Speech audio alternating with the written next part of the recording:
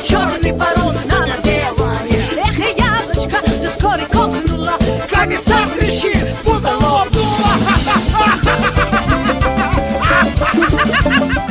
Hello, everybody. This is Joshua, owner of the Kiwi Farm, and this is a very special stream, chat. My once in a year spooky dead person stream. So I don't usually do a soft intro to these.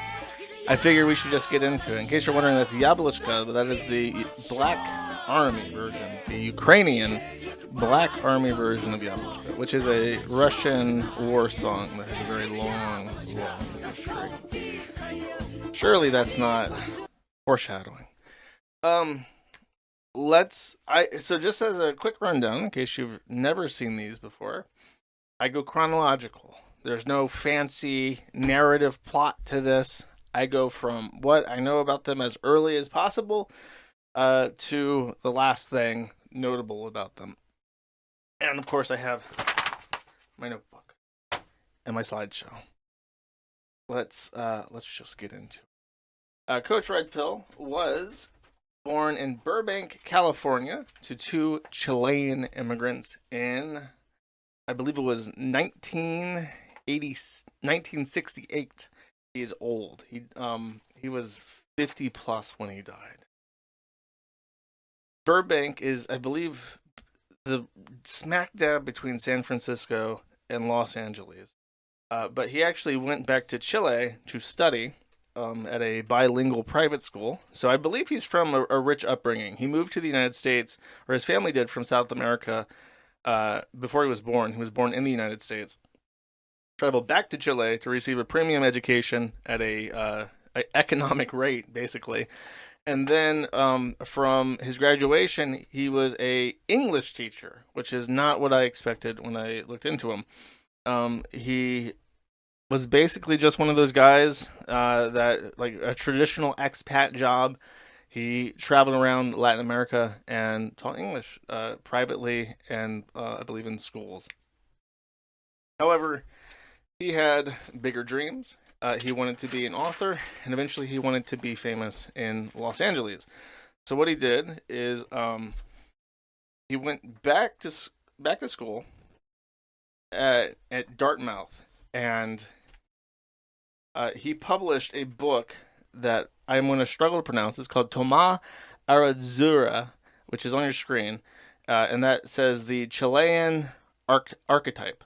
He actually was successful in Chile, and that's kind of the recurring theme in his legitimate works that is kind of depressing about him, because he had like a genuine love affair with his what I'm going to call his home country. The Chile really appreciated that this Chilean American still had so much obvious respect for his country, and he continued to write in Spanish and represent Chilean Americans and Chileans in the United States. And they liked him, and they liked his books, and they liked his other works. But he, of course, had bigger sights than being popular in Chile. So he wrote this book when he was 22, but he published it in 1997 when he was in his later 20s. And his success of this book led to him writing a spy novel called Counterparts, and it was published in New York by G.P. Putnam and Sons. And then they actually gave him an advance of $1 million in 1990 money to publish a second book, which he did, and that was called Acrobat. And Acrobat did well enough that Miramax bought the rights to the book. So this is Counterparts.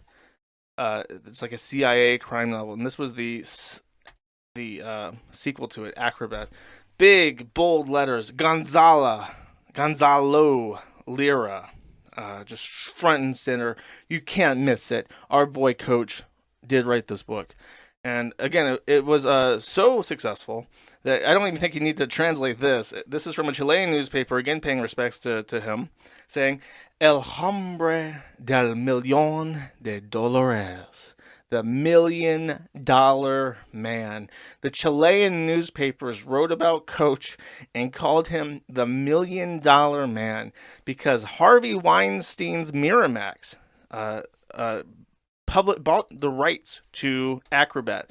So he not only got $1 million advance from putting them to write these 2 books, I assume he got royalties from them, and also Harvey Weinstein bought the rights to publish a movie to him. And the supposed director, I think, is listed in this article. I did not write this down. Sidney Pollack and Anthony Minghella, names I actually recognize. So it was actually looking like he had a chance of accomplishing what he had set out to do. He was going to become a screenwriter, possibly even a director, and he actually traveled because he had made this money. And he was el hombre del millón de dólares. He traveled back to Chile and actually wrote and shot, or not shot, but directed, Secuestro, which means kidnapping in Chile.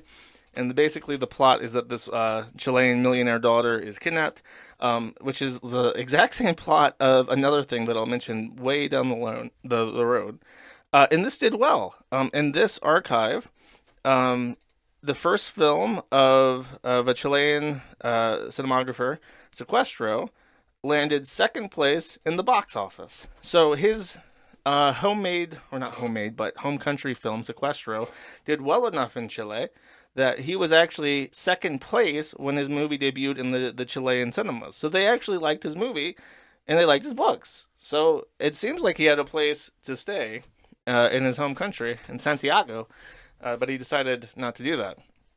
And by the way, I had never seen this picture before. This is Coach on the set of Secuestro.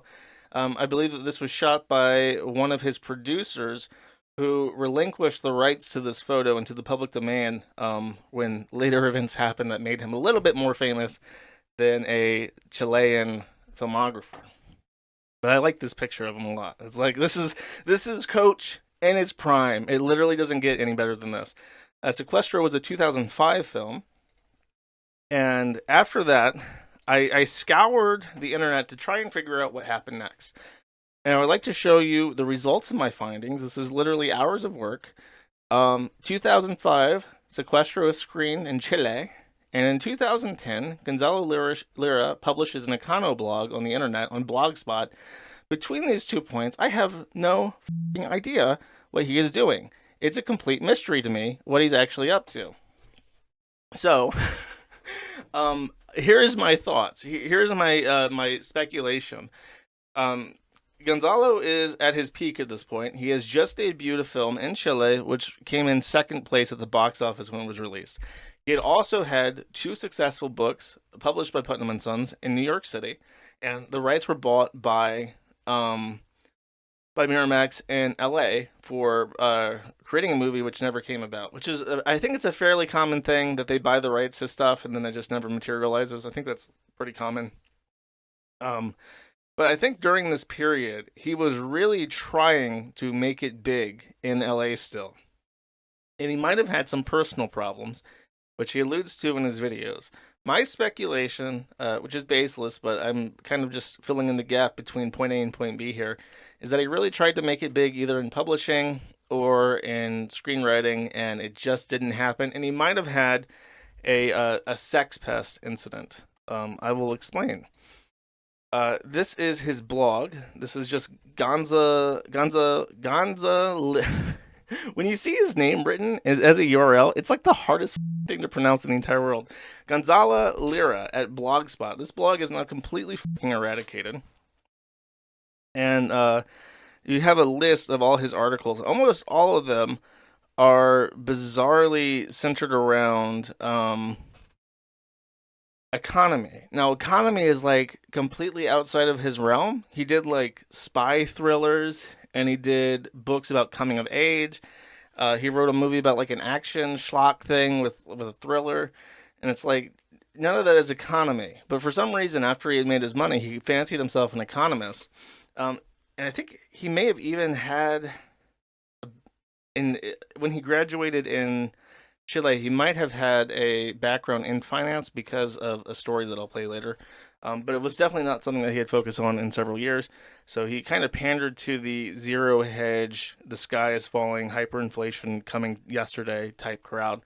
And he also shilled, and you can't see it here, it only shows up in some of the archives. Oh, Is that it? Oh yeah. Are you prepared? And then there's a black swan. Ooh, spooky. What kind of black swan events coming up? Only Gonzalo Lira Strategic Planning Group can prepare you for this. And he was trying to launch at this time in early 2013, and a little bit before then, 2012, he was trying to launch his own strategic planning, like estate management group.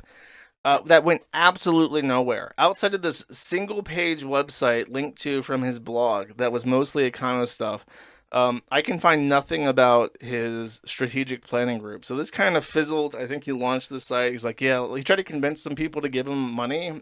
Like whatever happened in Hollywood led to him like trying to just shake down people like, hey, let me manage your IRA for you. And they're like, no, go away. So then he went to Zero Hedge, tried to publish some economic blogs, and it didn't work out. He did manage to get, I think in part because of his background in writing, he managed to get some of what he wrote published in Business Insider, but they actually have since yanked all of his articles. He wrote this about Paul Krugman, saying, it's not the differences in policy prescriptions that I object to, it's Krugman's cavalier belief that a total full-on war, with its attendant fiscal spending, is what saved the American economy during the Great Depression. It's Krugman's disturbing... I mean, it is, by the way. Like, literally, it was total war. I don't want to spur too much, but I have... My personal theory is that we've actually never left total war. Our entire economy is dependent on being a military superpower. Anyways, whatever. I don't think that's controversial. He says it's Krugman's disturbing, nihilistic inference, which he makes over and over, tucked away in his articles, but always there like a nasty aftertaste of a drink laced with a roofie. So maybe a total war might not be such a bad idea now as to get us out of this new global depression. That is what I object to in Paul Krugman. He seems to be offering up another war as the only way to fix the economy. The thing is that that's not what Krugman said, and he ate a lot of shit for this, and that's why Business Insider never took another article from him. And they later pulled down all the articles that he had published. So his idea of being the next mortgage guy predicting the next black swan event never materialized, and he kind of had nothing to do for years. I mean, at this point, if you count 2005 onwards, at 2013, he's approaching a decade of not progressing in life. And when you're 30 plus, I think even at that time, he'd be like, what, 40? Like, you're burning your 30s into your 40s. You don't have any kids. Your filmmaking career is not going anywhere. You're not publishing any books, and the articles that you're writing about economy are causing issues for your publications, and they're not going anywhere. That's scary.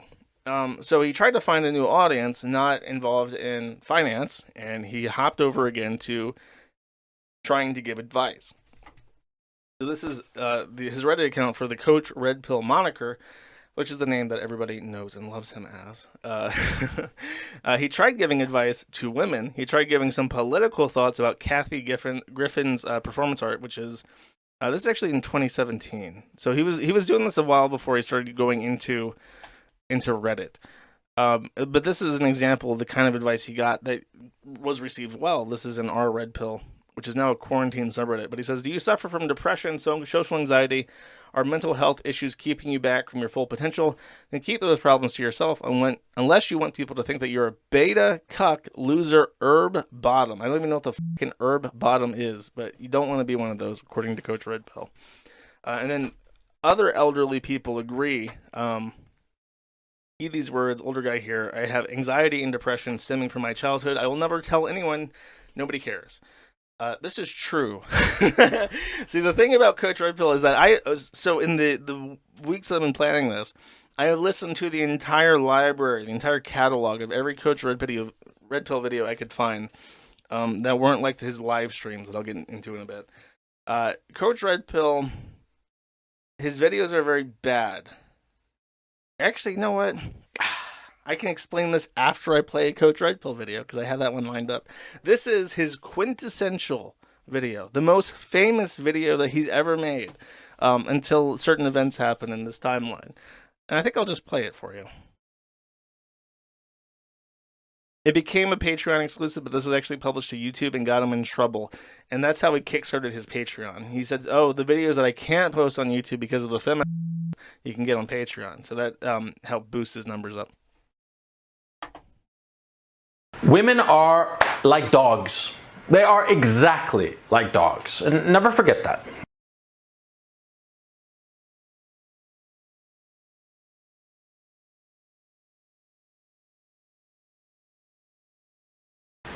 I love women. I think that they're terrific. Men bore me. I think that men are just stupid. Okay? Probably because, whenever I'm talking to most men, I know what they're thinking or what they're going to say, 3 steps before they say it. So it's just no fun to be talking to a guy. But a woman, Jesus Christ, I mean, she's just a complete surprise. Listening to this now, something about that statement is really resonating with me because I clipped something right towards the stream starting. I thought that's a weird thing to say, and now I'm gonna circle back to it eventually. And I'm not talking about sexually attractive women between the ages of 20 and 27. I'm talking any woman, a 3-year-old girl, some hot young thing, some older middle-aged woman, some elderly lady. They are all fascinating to me because they're all so surprising. The way that they think, their priorities. Guys, they're simple. Women, it's not that they're a mystery. It's that they're a constant surprise, as far as I'm concerned, right? So as you notice, he rambles a lot. His issue is that the way that Coach Red Pill delivers videos is that he has no script, he rambles off the cuff, and he almost always talks about a personal anecdote which has almost no relevance to the actual video. This one is actually one of his more concise videos, I think in part because it doesn't... Actually, it does have a personal anecdote that I want to jump to. It's only 7 minutes. By the way, I think that this video is recorded around 2013, maybe 2014, 2015. And I think this is his office, and it's permanently his office in Kharkiv in Ukraine. Why he's in Ukraine, I'll explain in just a second. But I do want to skip to, I think, around this point right here. How do you get that confidence with the dog? Experience. You go out and you meet different dogs. You meet different dogs, and at first you're going to be afraid, and at first the dog is going to bite you, right? But eventually, with enough experience, with enough mileage, you get confident. You meet a new dog, no problem. See, there was this wild dog out where I used to live for a while, right? I lived out in the country for a while, late last year, and this wild dog was running around and just being a nuisance. But he was a big dog, so people were scared that it was going to bite somebody, and it was a fast dog, and anyway. The point is, I wound up going up to that dog, and I have some experience with dogs, and I just yelled at the dog and said, "Stop barking." It stopped barking. It didn't know that I wanted it to stop barking. It just sensed that I was the guy in charge.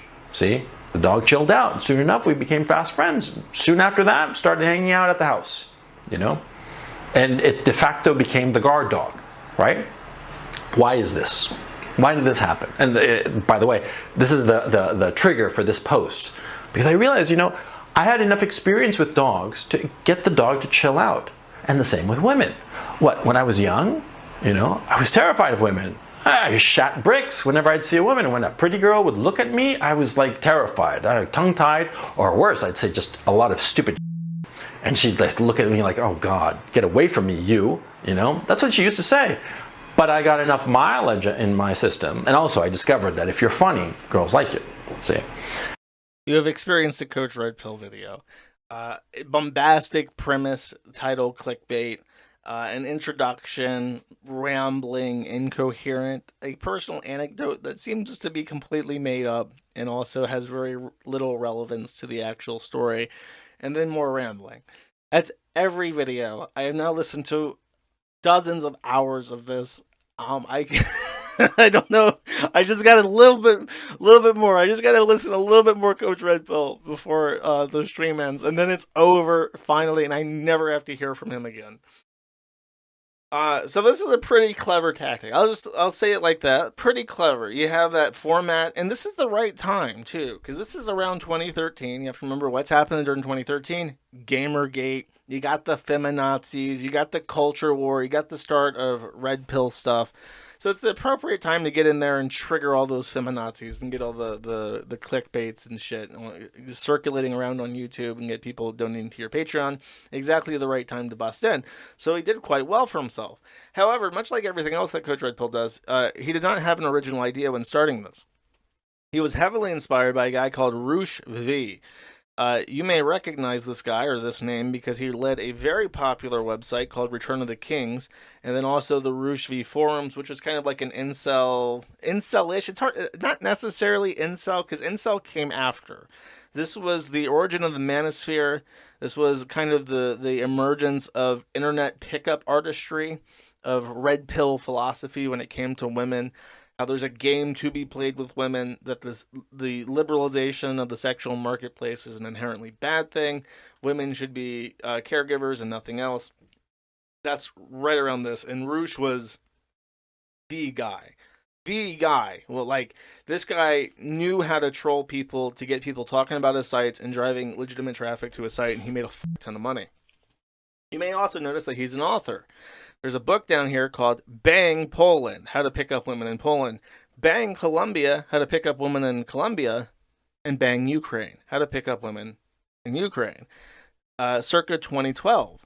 And then so happens that Expat229, a.k.a. Coach Red Pill, joins the Roosh V forum in November 2013 and posts a couple interesting things. This is the most interesting.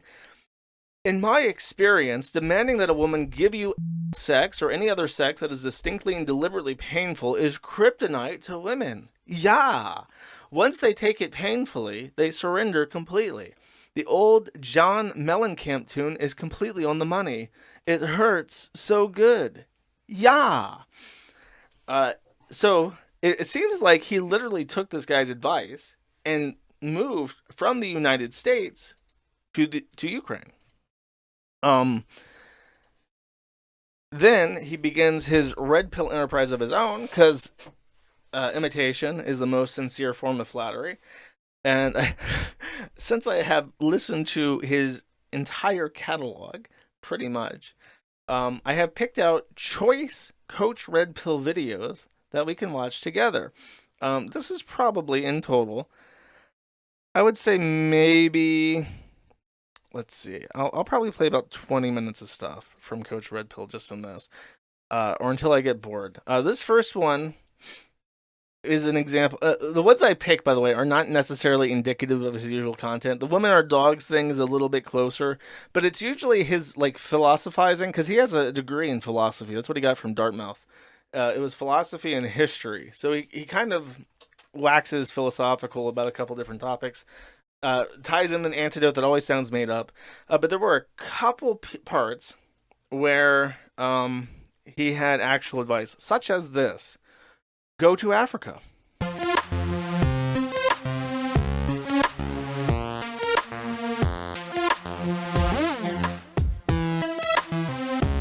Because I think that Doug Casey is right. Okay, there are a lot of things going on in Africa today that people should pay attention to. And a lot of things that Africa inherently has that are incredible, and that any young man of ambition and drive, well, he can make a place for himself and he can make his fortune in Africa. And frankly, you know, and I'm not kidding, if I had to do it over, I think I would go to Africa. When I finished college, I went to Hollywood and tried to make it there. And I did all right. But if I had to do it over again, if I'd not been interested in writing, say, and I'd finished college, right, and didn't know where to go or what to do, yeah, I'd go to Africa, definitely. And let me explain why. First of all, understand that Africa is the richest continent in the world in terms of natural... He then explains that Africa has a lot of that's not developed, and if you have the gumption to go out and develop it, you might make a ton of money. The issue with that is that Coach Red Pill's audience is mostly incels, people who are so socially inept they can't get their dick wet, and he's telling them to go to a foreign country where people get just for being white, so they can navigate the complex corruption architecture that's built up at every single African government, so that they can exploit the natural resources themselves. That is his point. And this is sad, because this is one of the only times he actually gives real advice to people, and his advice is insane. It's just like, I don't know how you could, like, of all places, like telling someone to go to like Ukraine, like especially before the war, obviously, it's questionable advice. But there's at least, you can kind of, like, Ukraine is not a bad place. There's obvious issues in Ukraine before the war, of course. But it's not like you go there and you die. You can go to Africa and you can die. So that's one thing. This, however, is more in line with his usual format. This video is actually just called Advice to Incels, but we'll see that we have no advice for incels in this video. This is 8 minutes long, and I'm going to play it because it's funny to me. It's pissing me off, too, because so many people, look down and on incelibates, on involuntary celibates. And they shit on them, and it just seems wrong. It seems like rich people on the poor.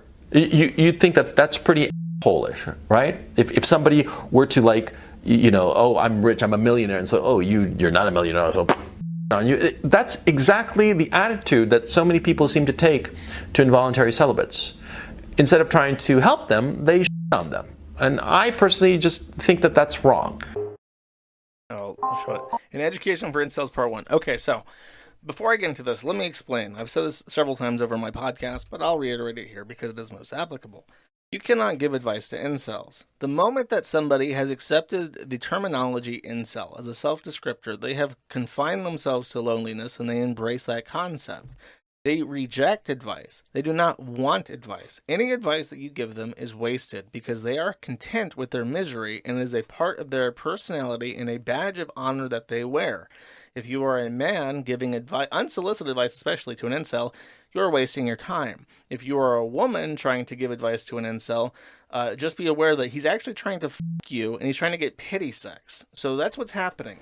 They wear it. And if you try to tell them things, they reject it outright because they want to be unhappy. Because, and this is the important bit, incels want to be unhappy because if they accept that they are in control over their own destiny, it means that all the time that they have wasted being unhappy is their own fault. So if you're a 29-year-old man and you don't do anything and you've never kissed a girl and you're miserable, it is a very painful realization to acknowledge that you at 29 can turn your life around, but you will never get back the years you've wasted.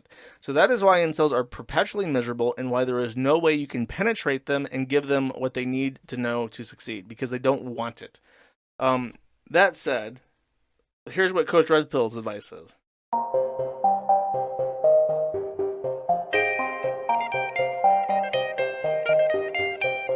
One of the problems of incels, it seems to me, as an outside observer, is that involuntary celibates have this bizarre fantasy that one woman can satisfy all of their needs.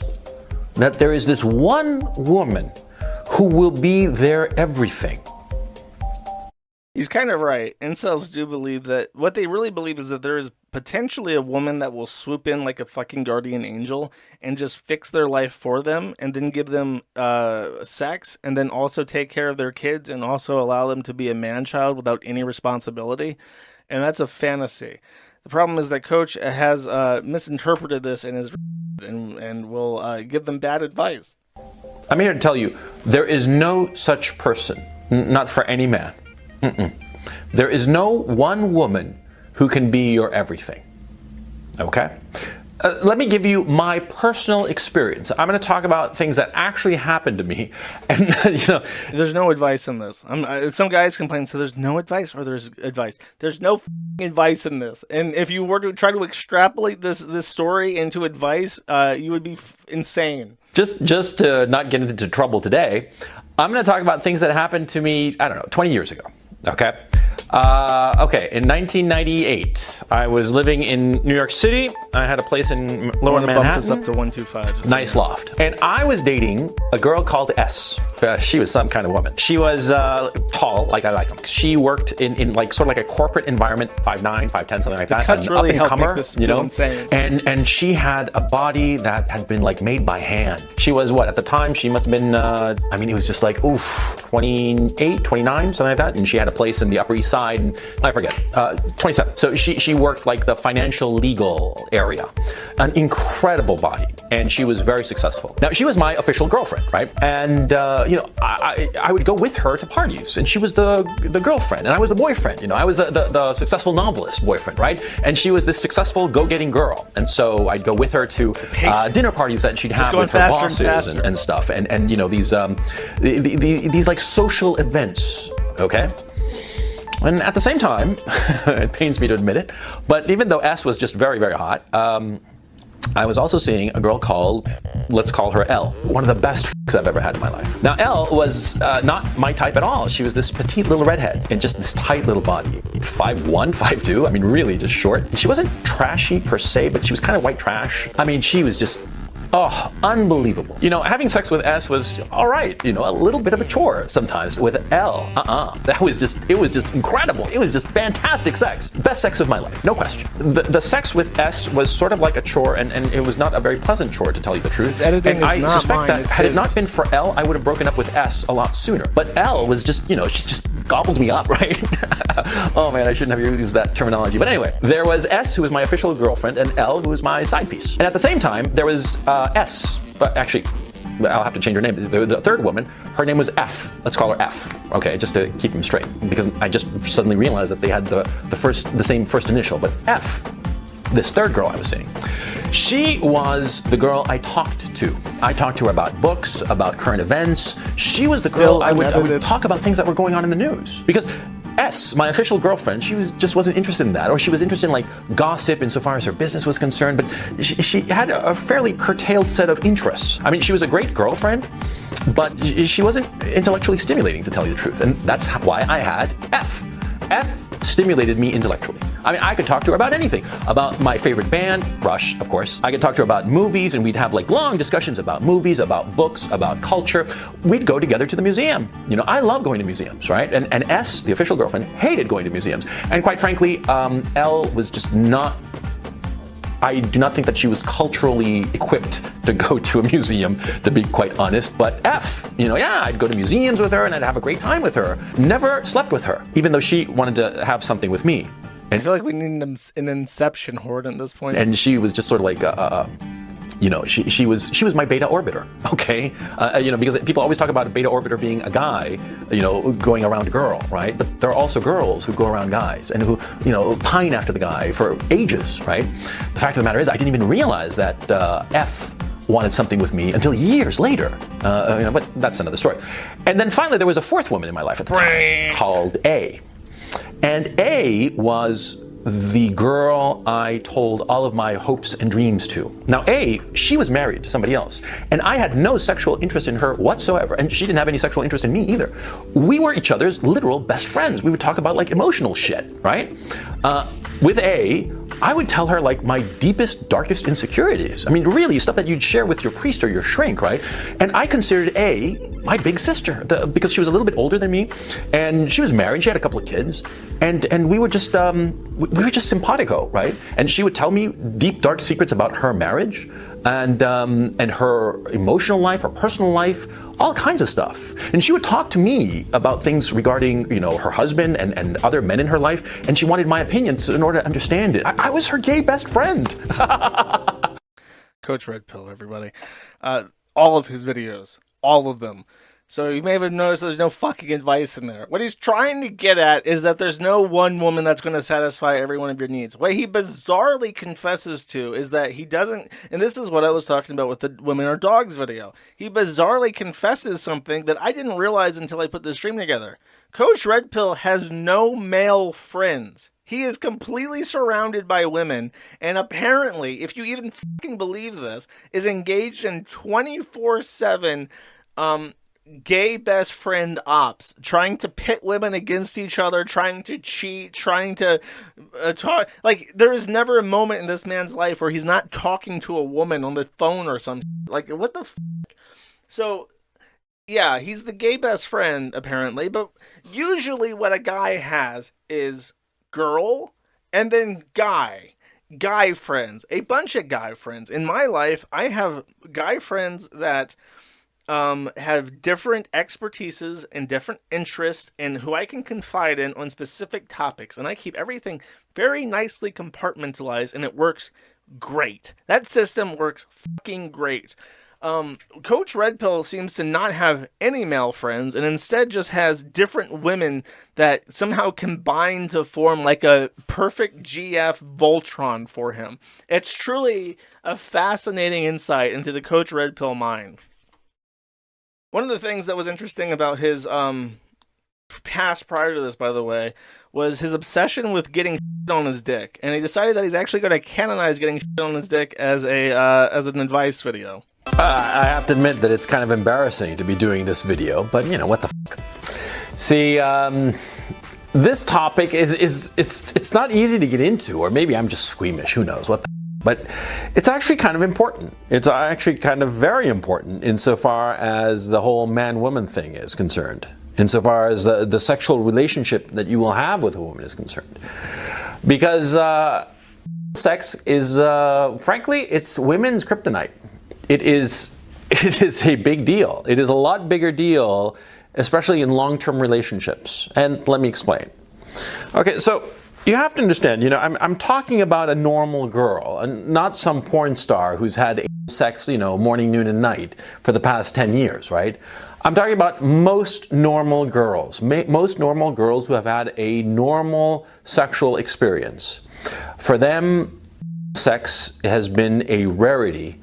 And it very well might be that the first time you try to have sex with her is the first time she's ever had sex, okay? It is going to be a big deal because it goes into a woman's nature, and it's really complicated. Let me explain. See, just regular sex, a woman's body is built for regular sex, right? It's the way that human beings reproduce, right? If it weren't pleasant for most women, you know, there wouldn't be any human beings, you know, nobody would have reproduced, right? But sex is not necessary for reproduction, and in point of fact, sex for women can be extraordinarily painful.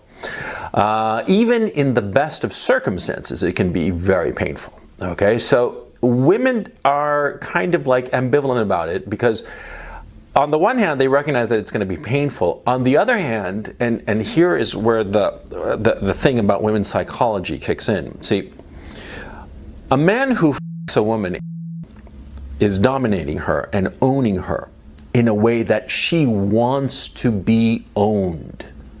Okay? I mean, that's the key issue. You ask 9 guys out of 10, assuming that they're not gay, of course, 9 guys out of 10 are like, I don't want to get up the ass. No way! That's what they're gonna say, right? Of course, because it's gonna be painful, and you know what's the attraction there, right? But for women, there is an issue where the man f***ing them in the is dominating them in a way that they crave. They want this to happen.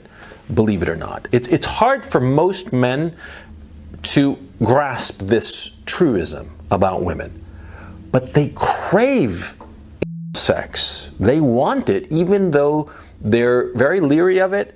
And you know, if you just ask them, they're going to say no. Okay, for the most part, they might be curious if you just like, you know, gently come around to. I'm kind of imagining Coach as like a vampire. He's giving like vampire titch and like it's like the normals, they want their blood sucked. You ask a normal if they want the blood sucked. They'll say no, I do not want to have my blood sucked, but they do want their blood sucked. Yeah.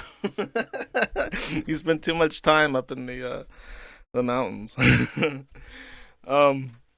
So obviously a man as red as fucking blood. Let's say that. Vampire blood. That's how red this guy is. With red pills like that, surely he would never simp, right? Well, as we've established, Coach Red Pill is a friend of many. Well, he desires to be the friend of many people, but he's especially friendly towards the women. This is a video about the deregulation of the sexual marketplace. And a familiar face, Aiden Paladin, says, I would say this. I have no standard. Sorry, this is a very mean post to read aloud, but it's very funny. I have no standards when it comes to men, not physical, nor mental, nor occupational, etc. Yet despite this, and despite the fact I've asked every guy I have ever dated to marry me, I am still alone. This is not all women's fault, is my input. We've certainly made a mess of but modern men, for good reason, won't settle down even with a perfect girl because they'd rather play video games, to be quite honest. Coach Red Pill responds, well, first off, since I know you personally, I can say categorically and without hesitation that any man who wouldn't want to marry you is a complete and utter moron. And then he goes on to say, as to your point, it's that society encourages this. It's easier for the political class and more profitable for the corporations to encourage males to be perpetual children rather than to grow up and be men. That's kind of true. There's always, sometimes he says stuff, it's like, yeah, you know what, I can kind of see the point in that. Which is why he's successful. If he didn't mix kind of good points with the random shit that he says, you wouldn't have an audience. But I found this post funny, and I figured I would highlight it, because I have a feeling that Coach Red Pill would be embarrassed about this if he was still alive. Okay, so if he strikes that balance about knowing what men need to know and knowing what women want to hear. So truly, with such life experience, with such personal hands-on experience living in Ukraine, and being so good with the ladies, the women won't laugh at him, right? This was a pain in the ass to find. I don't even know how the fuck this was found to begin with. This is a video by a matchmaking service called Dioli, and it's called Why Western Men Should Move to Ukraine ? Video review. These two Ukrainian women who do matchmaking as a professional service found a video that was suggested to them by a certain expat living in Ukraine who has some advice to other expats looking for a wife. Let's take a watch. There's this guy I met at the New York meetup back in January, a guy called Peter, great guy, an airline pilot. And because he's an airline pilot, he was able to fly out here to Kharkov in Ukraine, and we hung out. Yeah, terrific guy. Just so this video was made 5 years ago. This was 2019. The Earth, we hit it off. We had a great time. Anyway, the point is, see, he came out here, and he was here just for a few days. And you know how fucking bored they are listening to this story already. Just... He met a ton of girls. Yeah. I mean, he was making the effort, of course. He went out there, he put himself out there, you know, and a couple of times I was his wingman, you know, and talking up different girls and what have you. And, yeah, he's a fairly good-looking guy. Well, kind of good-looking, I guess. I'm teasing Peter. But he was an all-right-looking guy, you know. He had a little bit of game, you know, and he met some nice girls. Yeah.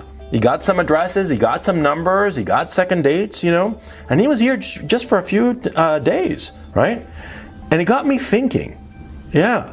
That smile, like this idiot. More guys in the West should come out here to the Ukraine. Yeah. Alessia, my question to you. Do you think it would be easy for an English-speaking, let's say, American guy to just travel to Ukraine and meet ladies in the streets? This is not so easy as it can be, as it seems to be, because I interview a lot of ladies, and I know that ladies who even open to date a foreigner, they won't acquaint with them on the streets. They are afraid that it's like he's a sex tourist, it's not serious. So after I have watched it for the first time, I was thinking, if the guy is like 21 or 22, and he really goes out in the company of Ukrainian friends. I don't think that he's 21 or 22 because he's a pilot. Pilot, yes. Oh, she's talking about the friend. And it's not as easy as you just walk around the city and, hey, this is me. It's not even easy for Ukrainian guys because we do some local matchmaking and they tell that it is quite difficult to get acquainted right in the street. Like 10 years ago it was easier. But I can assume that they went out to some clubs. And Ukrainian men, they know that girls in clubs, they are not girlfriend material. So yes, you can meet someone to have drinks and to have fun. But this won't be the ladies whom you will introduce to your mom, trust me. So, okay, so in case you're wondering, Slavic people are very hard people. They are, their countries, all of them, are ravaged by alcoholism. It is like the #1 preventable cause of death in all Slavic countries, second only to like Russian soldiers. So it's a big deal. lots of men there are complete a lot of women there have complete for fathers, and they are all inherently distrustful of foreign men because they all assume that they're there for the reason that they're there. Okay, so coach just saying, yeah, move to Ukraine. That's nonsense. Nonsense. It takes months. Just for normal people, it takes months as a foreigner in Ukraine before the bag lady and bag boy at the local corner store is like friendly with you. It's a country where if they see you and you're not local, they think that you're up to something. And like 99% of the time, they're right to think that. You're either government or you're an asshole, okay? So here's my counter advice. Do not go to any country to live unless you know somebody there, unless it's for work, unless you have a friend, unless you have some kind of like club that you're going to. Do not move to a foreign country that you know nothing about, that you don't speak the language of, and you don't even know anybody there. You will be in for a bad time. The worst experience that I had was when I went to Australia. For various reasons, my roommate had to go to China for 3 months out of the 6 months that I was there. And those 3 months that I spent in Australia completely alone were some of the loneliest times of my entire life. Compared to the Philippines, compared to Serbia and Ukraine, 3 months in a very familiar country that I speak the language of, it was just weird enough where it was super alienating to be in Australia, even just because I was by myself. So don't ever go anywhere to a foreign country unless you know something. You need like a anchor in that country to keep you from going insane. So I don't know. I remember when this happened. I thought this 2 Ukrainian women making fun of Coach Red Pill's advice is very funny. I'll leave it at that. Now, so this is a video called "How to Pick a Wife," and in true Coach Red Pill fashion, he does not actually give you a straight shot. He has an anecdote. I feel like this is the most important clip that I pulled out of anything. So ears open, pay attention. This is the quintessential component to the Coach Red Pill experience.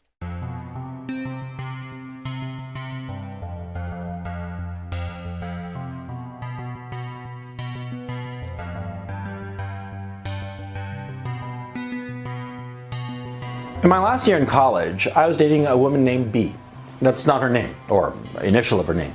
Now, B was an incredible woman. I mean, really, she really was. She was a woman, she would go on to get a PhD from one of the top 3 universities on the planet. Not only was she brilliant, she was charming, in a kind of like an understated kind of way. Charming and very witty, and very quiet, you know. In terms of her looks, she was, I would say, like a 7 on a 10 scale, maybe a 7.5. I mean, she wasn't that gorgeous when you looked at her picture, but when you met her in person, she was magnetic. She exuded this aura of sensuality that was very, very provocative. And she and I matched up incredibly well insofar as our tastes were concerned, insofar as what we liked. We liked the same books, the same movies, the same music. We liked doing the same things on a weekend. We got to the point where we could finish each other's sentences because we saw the world in such a similar way. We were perfect for one another, and we broke up. We were totally compatible, and yet we broke up. There was one tiny little problem. We wanted different things out of life. She wanted a corporate career, and she saw her life very clearly as getting a PhD and then working at a university and climbing the academic ladder until she got to full tenure. That's what she wanted to do. And me, I wanted to go to Hollywood and try my luck there and just, you know, see what was out there. I didn't have any fixed idea as to where I was going. I just wanted to, you know, go out there and, you know, live life, you know, almost at random. She couldn't understand that. She obliged me to go to the investment bank recruiting seminar, meeting, whatever it was. I forget what it was called. But anyway, it was basically a chance for, you know, college seniors to meet with recruiters from this big-time investment bank. I got called to a second meeting, and after that second meeting, they wanted an interview, right? And I blew it off. And she freaked out. B just had a fit that I'd blown off that meeting. She couldn't understand it. She said, "Why are you doing that?" You can be a millionaire by the time you're 30. You just have to go there, meet with these people, get the job, and you're set. Why did you blow it off? And I said, I just don't want to work at a bank. I don't want to work, 100 hours a week, at some bank. I want to go to Hollywood and see what happens. She couldn't understand that. And we broke up, of course. This man has spent his entire life regretting this decision every day for decades. When he got out of Dartmouth, that was right before he published any of his books. He did manage to go to Hollywood and do a little bit of stuff and get a couple things done, but he never met another B. The woman that I have listened to so much Coach Red Pill. I've heard so many of his anecdotes where he's fucking 8 different women at one time. I have never heard him speak of any woman, including his own mother, including the wife of his children, in the way that he speaks of B. And I am completely 100% convinced that B is a real person and this is a real story. And this is what happened to Coach Red Pill, is that B dodged a bullet and Coach Red Pill caught it. He's never lived it down. And it's caused some issues. It's caused a little bit of friction between him and the 51% of the world that he held some animosity towards. I didn't really know where to put this video in my timeline because it's so important to him. It's so obviously important that this is what made Gonzalo Lira into Coach Red Pill, is that he decided, I'm going to go to Hollywood and I'm going to have fun and see what happens. Well, just like everybody else, Coach found what happens in Hollywood. So, this is one of his early videos. He was quite successful. His Patreon did well. He made a lot of money doing his exclusive content. He got tons of views. He was smart enough. I mean, of all the things to say about Coach Red Pill, he does have some business sense. He's not, retarded. I mean, in some ways he's very retarded, but at least knowing how to toe the line, what things to say and what things not to say, how to get attention but then not get too much attention. He managed to do that quite well for a very long time. And he could have coasted off this in Ukraine and done very well for himself, especially considering how cheap Ukraine is. And why not? He could have been very professional about it. But Coach Red Pill is not a professional. And he's not, I gave him some credit, but he is a bit of a and I think one thing that he held a lot of resentment towards was his own audience. And you can't really blame him, because when this is your audience, I would also resent them.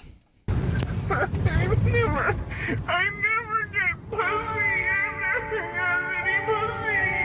I'm too nice. I'm always so nice to the girls, and they just end up dating these guys. They're terrible to them. They never give me pussy. I really want a blowjob. I've never had one. It's because I pay for the meal, and afterwards they don't respect me because I'm too nice to them. I always offer to take them places, give them rides, and do chores for them, and open doors, and they never give me any pussy. This one girl, I bought her this coat that she wanted. She said that she liked the coat, and I just thought if I bought it for her, she would finally give me some pussy. I don't even have them touch my penis. I just want to eat them, but I don't even care. I just want to make girls feel good. I don't understand. I'm so respectful. I say, I'll lick your pussy. You don't have to do anything. I just want to feel it. Are they closed? Man. Our store is closed. This is a real Coach Red Pill, by the way. Just wanted my bagel. Now I'm pissed. Now I'm gonna go get some pussy. Hey, you look pretty good. You look pretty good today. Now it's time for some pussy. And to be honest, you look pretty good. Here, let me do it. I can't even get a bagel sandwich. I want some McDonald's. I would have interrupted it, but that's literally my favorite Sam Hyde clip. So I just let it play. Okay, so as we established, that's a real Coach Red Pill fan. He was getting many videos like that every single day, demanding help. Just desperate people. So even though he was the coolest kid on the block in his own cul-de-sac, he was not super cool to the people he actually wanted to impress. Much like how he left B behind to go to LA to impress Harvey Weinstein. Coach Red Pill decided to double dip and try to recruit an audience from a more familiar group of people. And so he entered the sector. I think I have a special timestamp. This is him talking with Godwinson. You don't know who Godwinson is. He used to be PPP's partner in streaming, partner in crime for a very long time. And for whatever reason, Coach Red Pill just loved Godwinson like a child, like a son. Interest to him. And I've got a lot of videos that I'm never going to release publicly because they're about private information, that would only benefit my kid, okay? I don't know. I've got like about 30 videos, I guess, 30, 40 videos of just like stuff that, is like personal history, that kind of that I would never in a million years post, right? But what I'm trying to emphasize is that, see, my project is very specific. I love it that a lot of guys watch my videos and get a kick out of it and stuff like that. And so, great. But the project would endure without the audience. And also, I recognize that. So he's trying to pass himself off as a knowledge builder and not necessarily someone pandering to an audience, which is why he's talking to Godwinson. Godwinson returned this love in a very weird way. This is an iconic video. There's no way to discuss Coach Red Pill without playing Godwinson making fun of Coach Red Pill. This time with love, with pure love. Andy Worski is 4 things. Let me explain. Women are dogs. Yeah! You're not a real man. Yeah! Not a real man. Sargon knew. Let me explain, because, you see, incels need to rise up. Yeah! So I've written this book, yeah, and it's called Wilshire Boulevard, yeah! Pregnant women are damaged goods, yeah! I forced my girlfriend to have an abortion. Yeah! Andy Worski is a liar. Andy Worski is a Andy Worski is a coward. And Andy Worski is... Oh no. I even cached this in my computer. I need to know what Andy Worski is. Coward. And Andy Worski is a piece of shit.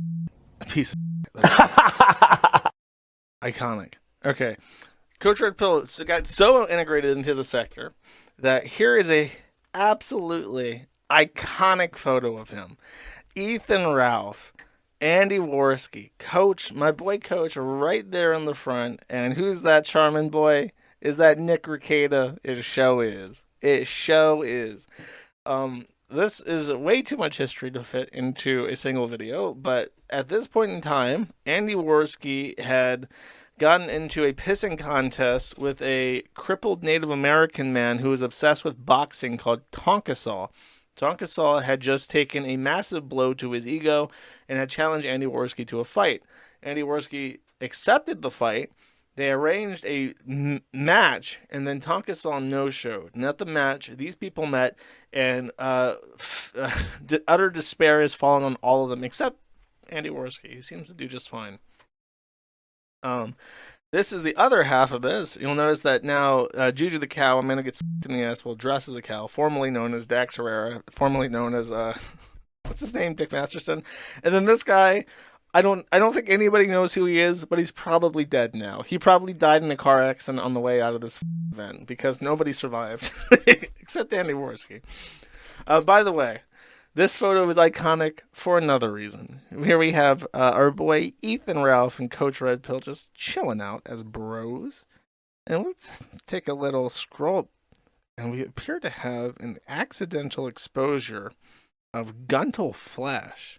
And this picture, literally the picture where, by virtue of standing next to him, Ethan Ralph, who's 4'13", decided he would hang his arms up over his pals, his internet friends, the left and right, and prop himself up. so that he would be at about equal height, but in doing so, accidentally exposed what lied under his shirt. And this literally ruined Ethan Ralph's career. At this point in time, Ethan Ralph was at his absolute peak, making thousands of dollars every stream. And after this point, the Gunt memes got to him so badly that he became a pill-popping alcoholic and completely imploded. And it's entirely Coach's fault. That's what I'm trying to say. Coach Red Pill did this to him. It is bifurcated. That's true. Sorry. I'm thinking about Ethan Ralph again. It's making me laugh. No, we're talking about this guy over here. Okay, here's some other stuff. Here's him talking to Medicare. And this is clipped for. Oh, you know what? Let's do this. No, this is in chronological order. This I clipped. They're mostly just talking about economics. It's not particularly relevant to the discussion. I do just want to show that he's embedded and trying to talk to as many people as possible, trying to build himself into this weird alliance with everybody. But this part in particular made me laugh. I don't think that independent producers are going to be able to, take advantage of that. Sorry about that. Oh, it's the police. It's okay. They've come for me finally. Oh no. they've tracked you down now. Yeah, they have. But anyway, a little bit of foreshadowing. And then this is a mega stream. I remember doing this. This was the first time that I ever spoke to Medicare on air. That's me down there. That's Ethan Ralph. The jet plane is Coach Red Pill. And then there's Medicare. And we spoke for... God, did we really speak for 5 hours? That was a different time, man. It was a different time. Streams went on for 5 to 8 hours. Everybody stuck around. There was always to talk about, and thousands of people watched it. It was truly a completely different era. I have this clipped. Oh, we were discussing Ukraine. That's why. On the war for Ukraine either. So honestly, if Russia just took over the whole place, nothing's going to happen. I mean, they might get some sanctions or whatever, ostracized, but as far as military action, that's not going to happen. Yeah, and the fact of the matter is, I doubt if the Russians would take over Ukraine because think of the hassle of having. No, it would be they don't want all of perpetual. Ukraine. Yeah. Like Russian, if you tried to have people in Ukraine trying to govern over them after one giant invasion, like it would just be mass hysteria. People would be getting gunned down in the streets. It wouldn't be pretty. The reason why they could take over Crimea is because a reasonable portion of the community was complacent with it. Yeah. No. The idea of them invading Ukraine, it's pointless. For them to keep on sort of bumping the edge of the desk all the time and keeping Ukraine unstable, like they're doing in Donetsk region and that kind of thing. That's what they're going to continue to do. And so Ukraine is always going to be, at 6s and 7s, and never really get together insofar as the economy and so forth. But, it's never going to devolve into outright chaos. So I'm not particularly concerned, to tell you the truth. I think it's just the way it's going to be. There's no upside to invading Ukraine, and there's loads of downside. And think of the number of people you'd need, administration, all the rest of it, to take over the place. It would just be a bear. Interesting takes. I'm sure that this has no foreboding. And that's the coach of the sector. Now, things did not remain so fine and dandy for so long. Coach in particular was very tribalistic. At this point in time in the internet, nowadays, it's kind of like everybody just does their own thing. There's like a soft kind of like friendship. Nobody... Back in the day, back when the sector was the sector... people would be dragged onto live stream and humiliated on an 8-hour-long stream where they confessed all their sins to Medicare pretty routinely. It happened like once a year. Nowadays, everybody just kind of minds their own business and talks about weird not related to them. But at that time, there was a lot of tribalism. You had teams. Somebody would do something to somebody, and then you would take their side and vice versa. So here is a clip of Coach Red Pill on Sargon, who of course was the punching bag of the week, because I think this was the time that Sargon had told Medicare, he had called Medicare a groomer because he said that his audience was mostly children and he was grooming them to like pay him or something. Medicare took this very poorly because it sounded like he was calling him a pedophile, and Sargon aligned with Medicare and made this clip to epically own Sargon of Akkad. Now, those of a weak disposition who do not want to see a Ukrainian prostitute, please shield your eyes.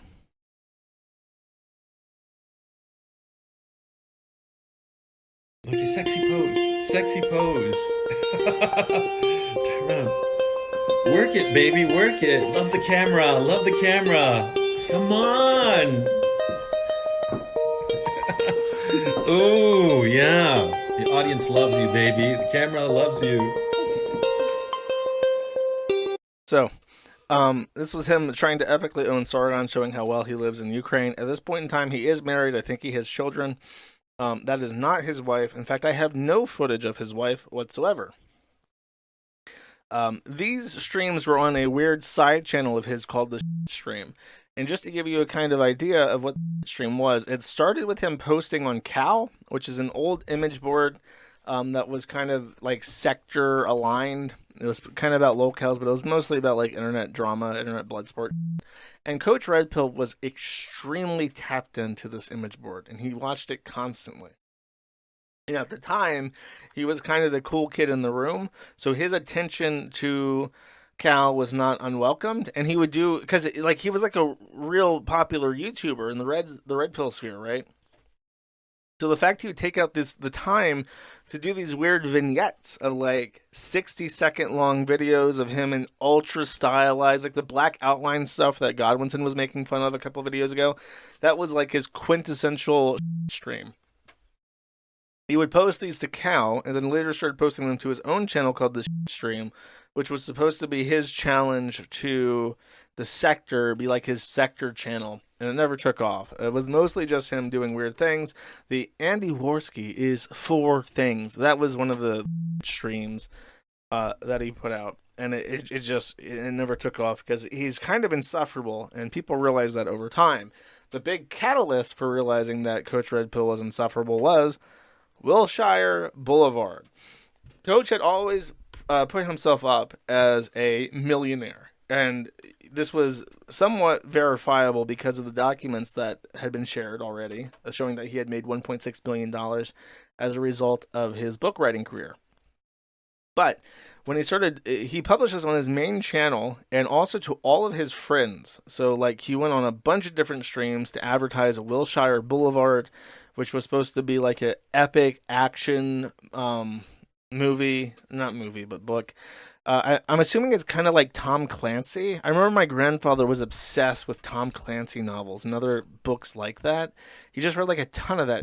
And I would. This book, by the way, is lost. Spoiler alert. It did get shared around, but he never published it, and everybody who had a copy of this lost it, except potentially Nick Rekieta, who will never release it out of spite at this point.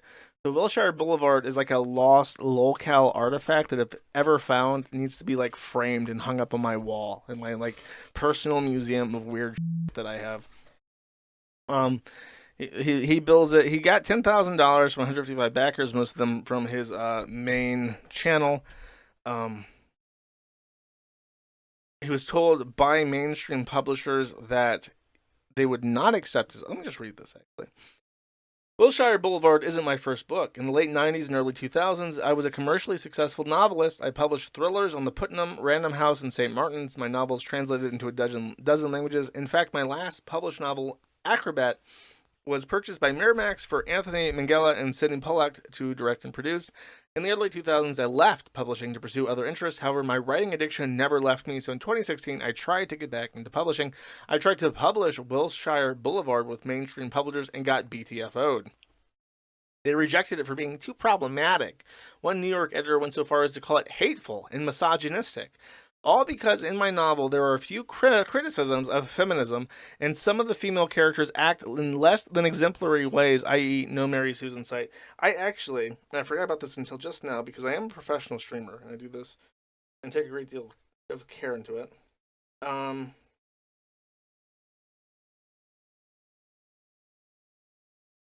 I asked, PPP was one of the people who got a review copy, and he lost the book too.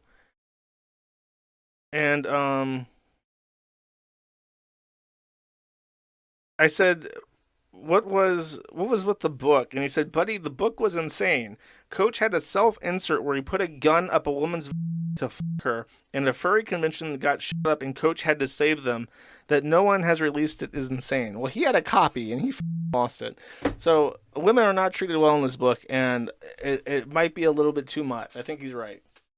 Publishers had the good mind to read this and think, what the and back out. Now, he could have self-published it to Amazon for $2,000. They have like a fee just to make sure that other doesn't make it to the storefront.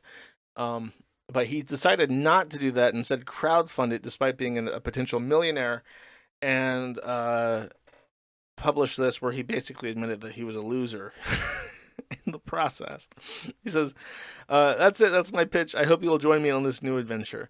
Well, it was not well received. PPP made fun of it. And I think that kind of hurt their relationship. And another person made fun of it, and it hurt their relationship. Well, that, like I said, that's the book, Wilshire Boulevard. It's in the description of the chat. Go check it out. You guys make that decision for yourself. And if you like it, if you like Coach, support his work. That's one thing this channel is about, is supporting independent work from people, because I think it's our duty to break the traditional molds. I mean, the publishing industry. Coach showed up on this stream, and the chat hates him. Hates Coach Red Pill. The actual chat is shocking. They're all spamming like sleepy emojis and shit. They hate him. And the comments are no better. There's one comment in particular I want to read, but let me explain what happened with Ricada. I can't find the actual stream, but shortly after the stream, Ricada did receive a review copy of Wilshire Boulevard, and he said he did not like it. He had some... Actually, I remember now. He's told me what he said to Coach, and he might have said it in passing on the stream, but he told Coach they didn't like it, and he gave some reasons as to why, and Coach got really offended. And now, kind of looking back at it, it feels like his publishing stuff was the only thing he ever did that was successful. So to be told, 20 years later, literally 25 years later, pretty much, that actually, no, this is kind of he didn't do a good job. It probably hurts the ego a lot, because I'm sure there was that core of him that had stuck around for a long time. Like, well, I might be in hard times now, but I am a published author and I am a good writer. And then you got PPP and Nick Ricada, and what the fuck do they know about writing? But they're saying that it's bad. So it's like, I'm sure that hurt his ego. There's one comment in particular I desperately want to read for you guys, and hopefully I can find it. A lot of people saying like, I hate Coach, but I understand that people didn't like him, but Nick is a true free speech champion by letting him on.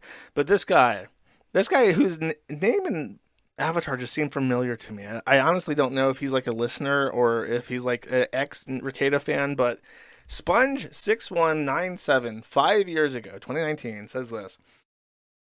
I think Nick has become beloved by a lot of people, which prompted the reaction to Coach Red Pill being on. It's only because they're concerned Coach Red Pill will drag Nick down in some petty drama like he does with everyone he associates with. Coach is a user, a schemer, a liar, and a pseudo-intellectual. Coach is 4 things. This comment, perfect, beautiful. What a little time capsule of so many different sentiments all at once. Thank you, Sponge6197 from 5 years ago. Cool. So then we have, so I think a lot of people at this point only know PPP from Kino Casino. Let me kind of explain that back in the day, PPP and Godwinson, the other guy that did the Coach is 4 things thing, they were like buddies. They were like stuck together. And they adhered to something that Godwinson calls the Kino Dogma 2007, which is based off of a real film ideology of there should be as little special effects as possible. Godwinson's take is that all streaming should be done as shittily as possible using equipment that is no more sophisticated than it was in YouTube 2007. So PPP and Godwinson stuck to this very rigidly. They filmed themselves with their phone, and when they wanted to show something on the screen, instead of using OBS to inlay things like I'm doing on my stream, they literally take their phone and flip the camera and then record the screen. And this was their dogma, and it was that way for a very long time. And that's how PPP got started before he got together with Andy Worski and started Kino Casino, and now does like a real proper show. So this is PPP reacting to Wilshire Boulevard. It's time. It's time to talk about one of the biggest scam artists that there's ever been. It's time to speak, of course, about Gonzalo Lira, aka Coach Red Pill, and his love of money. His love of being a greedy fucking grifter. Most of you know about Gonzo already. About how he scammed the university professor there out of thousands of dollars. About how he's just in his whole life, he's just been a flim-flam con man. That's all he's ever been. But I'm going to tell you guys about Coach's perhaps most depraved, most obscene, most fucking shameless grift ever. Which is the Wilshire Boulevard grift. Which was done simply for a love of fucking money there. Gonzo, the scamming grifter.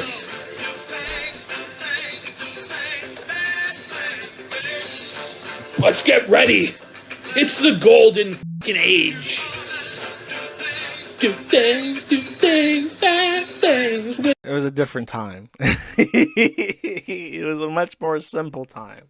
Now, my whole point is that Coach wanted to make friends with what he thought of as the cool kids on the internet. Godwinson, Medicare, Ethan Ralph, Andy Worski, Nick Rekieta. An odd group of people. Not necessarily. Now they're all fucking nerds, according to Nick Rekieta. But back in the day, we used to be cool, promise. And they had all descended on Coach. They cast him aside. His snakery, his treachery, his grifting, the king of all sins back in the day, grifting, had led to his downfall in the public perception of the Cool Kids Club. So, I actually don't know what the fuck this is. There's a guy on YouTube who did a fundraiser for $40,000. So this is another Godwinson video done in the stream format, and it's just Godwinson being silly, and I like it. Which he promised to use to self-publish. This is Kraut, by the way. For whatever reason, Coach Red Pill completely fucking hated Kraut. Kraut still makes videos on YouTube that are like history-oriented, and they get like 8 million views each. By the way, I'll never mention Sargon again for the rest of this stream, but since I'm thinking of it, his whole epic own, I have a Ukrainian prostitute towards Sargon. Sargon now has kids. He's doing just fine. His channel seems to be doing just fine. He seems to be like a normal dad now. Kraut doing okay. Everybody is doing okay except for Ethan Ralph and Nick. Well, I mean, of the people he hates. Kind of a mixed bag, actually. Anyways, whatever. Even though self-publishing costs only about $2,000. He never published a book, but after raising the $40,000, he uploaded videos of himself with a prostitute to another channel. Sexy pose. This is more of the prostitute. I've already played this. Here we go. This is what this is the content I actually want to see. This is what I came for. Kraut is 4 things. Women are objects. Yeah. If you don't pay for sex, you're not a real man. Sex is a woman's kryptonite. Yeah. Ethan and Andy are gay. Yeah. This is a message for Kraut's mom. Yeah. Godwinson has no balls. Yeah. So I've just finished Wilshire Boulevard. Yeah! What a keynote! I f***ed a fat girl one time. Oh yeah. Yeah. And I'm not talking like, she was sort of like chubby or a bit of a porker. No. I'm talking about like a fucking whale. I mean, like an orca. I mean, like she was minimum 1.5 times me. Okay? I'm a fairly big guy, right? She was bigger than me. And f***ing her, man, it was like, It was like swimming in an ocean of flesh. It was Jesus. You know, it was at once horrifying and hypnotic. It was like the weirdest fucking experience. Yeah, it was funny as fuck. I can't believe this is making me nostalgic for like 2019. I kind of miss my apartment in Odessa now. I'm sure it's like a smoldering fucking ruin, but it was very comfy. It was very cheap. Okay, so now I have to explain. I have to lay bare my sins, chat. So I was also friendly with Coach Red Pill, and like every single fucking person that Coach Red Pill had acquaintance with, I had issues with him. This was him in August, randomly telling me in Discord, responding to a tweet I posted, saying, I've been informed and have verified that DuckDuckGo is officially the first search engine to blacklist the Kiwi farms. Coach Red Pill, correct for once, says won't be the last. And I say, I don't know if this message is just him offering some unsolicited old man input on the situation, or if he's actively threatening to try to de-index the site because the thread really hurts his feelings, but I don't want to hear from him, so I blocked him on this. CRP then put out a Coach Red Pill official video about me. You need to know how to work a room. You need to know how to make friends. And you need to know something crucial. You need to know how to accrue favors. Yeah. Recently, there's this guy. I'll say it, doesn't really matter. This guy called Josh, right? He runs Kiwi Farms. Now, Kiwi Farms has this thread about me, right? Thread about me where they talk a lot of shit about me. And most of it is untrue. Some of it is actually true. Like, for instance, somehow these, autists found my family tree, right? And they put it up there on this thread. And they also found business disputes that I had where I don't look good because, of course, they put up the version of the guy I had the dispute with. The fact that this guy didn't even sue me or anything of the sort kind of like proves that the business dispute was just a bunch of bullshit, right? But anyway, on Kiwi Farms, there's this thread about me. And Josh runs Kiwi Farms. And I was getting involved with some guys, some money guys. And I needed this thread to not be, the top thing that appeared when my actual name, was Googled, right? So I asked Josh if he could somehow, deprioritize this. I asked him specifically, look, can you please just remove my actual name from the URL, so that way it won't appear on Google as the first thing when you Google my name, right? And what did Josh do? He said, F you. As simple as that. He said, F you, I'm not going to do any favor for you, okay?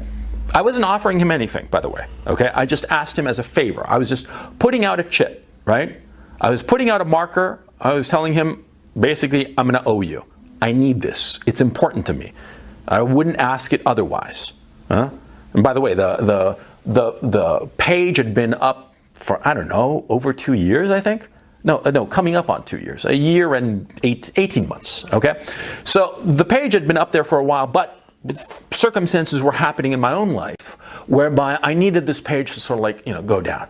And I knew the guy who ran the site, who owned the site. And I asked him for a favor, and he said, F you. A funny thing happened. A very funny thing happened. A month later, exactly 30 days after I asked for this favor, right? Where he had said no, Josh had said F you, or words to the effect. He didn't actually say F you, but he basically said, no, I could never do that. My principles, blah, blah, blah. He said no to me. And exactly 30 days later, he sends me a message. Very urgent. I talk to you. Please, please, please, get in touch with me. I call him up. What's wrong? What's up? The very first thing he says to me is that he says to me, I can get your Kiwi Farm thread deprioritized on Google. I know how to do it, okay? And all I need is for you to help me with my Ukrainian visa. Oh yeah, I forgot to tell you. See, Josh is living in Ukraine and I live in Ukraine, right? And so I have residency in Ukraine, but he doesn't. He's on a tourist visa. And it's been, a long time since his tourist visa expired. He's here in the country illegally, right? And so, here he is, after I'd asked him to deprioritize my Kiwi Farms page, and he'd said, "F you," and now he's offering this to me in exchange for me helping him with his visa. Yeah, see, in the 30 days between the time I'd asked him to do what he was now offering to do, yeah, in those 30 days, and he'd said no, well, I'd had to eat a load of shit, okay? There were some guys I was working with, right? And, you know, some big money guys, right? And so I had to go to them hat in hand and eat a lot of shit. Go to them and say, you know, please don't cut me out of this deal. Mm-hmm. I had to suck up to them really badly. 2 guys. You know, and altogether it was 3 sessions. One of them in person, where I had to suck up to these people. I just realized something. And you know, please, please, please. And do you think I like that? No, I didn't. I hated having to suck up to these guys, but I needed to because it represented a lot of fucking money to me. Huh? And so I sucked up. I didn't like it, but I sucked up to them, and I got in good with these guys, and all good. But now Josh is saying, you know, I can give this to you if you give me the residency in Ukraine. But it was too late. It was way too late. See, I could get him the visa, and it wouldn't be very expensive. And if he had helped me the first time, if he'd helped me, instead of saying "f you" to me, he'd actually helped me, I would have paid for his residency thing. It would have been a couple of grand, but happily, because him deprioritizing me on Kiwi Farms and, you know, just sort of like, you know, erasing me from the Google search, yeah, it represented a ton of money for me, yeah. The $2,000 fee to get his residency straightened out, yeah, would have represented less than 1% of the money I'd be getting, yeah. I would have been happy to pay for that fee, because Josh, by the way, is broke as right? I could have paid that fee, no problem, and I would have, yeah, if he'd done the favor when I asked him to. Josh, in his arrogance, yeah, he goes and says "f you" to me. Okay, fine. He's got these principles of his, fine. He won't, you know, take my name off the URL of the Kiwi Farms thread, no problem. But then later, he offers to do it because it's his advantage, yeah? Because he's making this offer so that I'll do something for him, right? So what does that tell you? That his principles mean, okay? It's just a bullshit. It's just, you know, a facade. He doesn't have any fucking principles. And in point of fact, it proves that he'll pretty much do anything to save his own skin, like a fucking rat, yeah? So back in July, in early July, when I asked him for this, he said no because he had his principles. But then in early August, he calls me desperately, and he'll throw his principles overboard for the sake of a visa. Mm-hmm. And what did I do?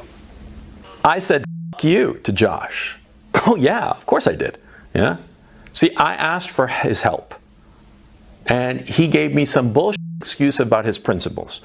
But then when his neck is on the line, his principles don't matter anymore. So the guy's a fucking rat, number one. And number two, more to the point, see, he knew that I needed this. He knew that I needed this. And instead of trying to help me somehow, maybe he couldn't, or he wouldn't because it really would affect his business, which is understandable. But instead of like trying to explain this to me or trying to help me to come to a different solution to the problem, he just arrogantly flipped me off. Am I going to help Josh in the future? Of course not. I'm going to laugh when he gets arrested in Ukraine, because eventually he will. So you see the situation, yeah? I was wondering why I let it go on so long, and now I remember. You see, while you have to help each other out. Okay. Allow me to explain. That's quite the indictment. There is some truth to it. He asked me, a lot of it is true. What is not true is the specifics. He comes to me, and as I said, I asked Josh to make it so my real name doesn't show up as the top result. He said, "F you." This is the actual correspondence that we had. Josh, I need to ask a favor. It's a small one, but it's important to me. I said, depends, dude, and I'm out for food at the moment. He says, the favor is simple. Edit out my real name from the title of the Coach Red Pill thread on Kiwi Farms, especially from the URL. I don't care what people say about me. I'm not asking you to take down anything, but having the KF thread pop up when they Google my real name is causing me some problems in real life. I'd be very much in your debt for this. I said, there's no way I can do that, dude, and you know it. If I delete anything from the thread title, people will immediately notice, to the point where it'd be considerably less conspicuous to just delete it outright, which I also cannot do. This is the follow-up. I said, I have an offer for you. Call me when you're around. So the whole, I'm begging him desperately as soon as you need something. So we talk. And the gist of what I say is this, that in the Google Webmaster Suite, there is a way to temporarily, there's like a button for it that I just found, happenstance, that says like remove this page for like 30 days from search. And I thought, because I do need the visa, because I was in a bad spot, I couldn't renew it. I didn't have access to an attorney. I couldn't find one. And I said, okay, I'll take you down. If you're doing like a business deal or something, I'll just suspend it from results for 30 days. I won't edit anything. And then it'll come back after your deal is already sealed, and no harm, no foul. And his response to that was, sorry, I already just sucked all the in the entire world. And now, in retrospect, I think he was doing Wilshire Boulevard, and I told him no. The issue with this, and then, oh, by the way, after this, he immediately tried to, like, give me old man talk about how dumb I am. Basically that fucking video, but, like, in a personal one-on-one condescending form. He says, what will you do in return?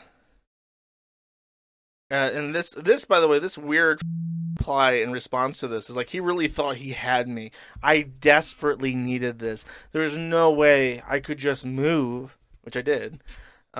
He's trying to get me to write this down so he can extort me with it. I say, I have absolutely nothing to give you, and I don't like this pay for play. I don't tend to break my own rules unless there's a clear emergency. And there was. I didn't know where I was going to be living, and I just found a place afterwards.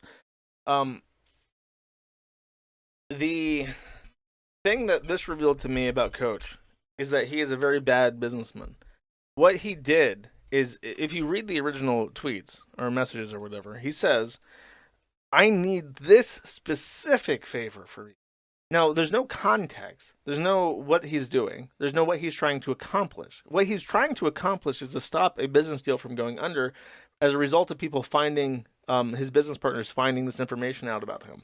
So, number one, he didn't actually state what he needed from me correctly. Number two, he didn't offer it, and he didn't actually offer anything. I said, my contemporary response to this was, I'd be very inhospitable to this request regardless of who was making it, but Coach never explained why he wanted this. I assume because he was asking for Coach Red Pill to be removed from the title, he was afraid of his fans finding this thread and judging him based on what they saw. Some business deal with people in the Netherlands was never brought up in this context.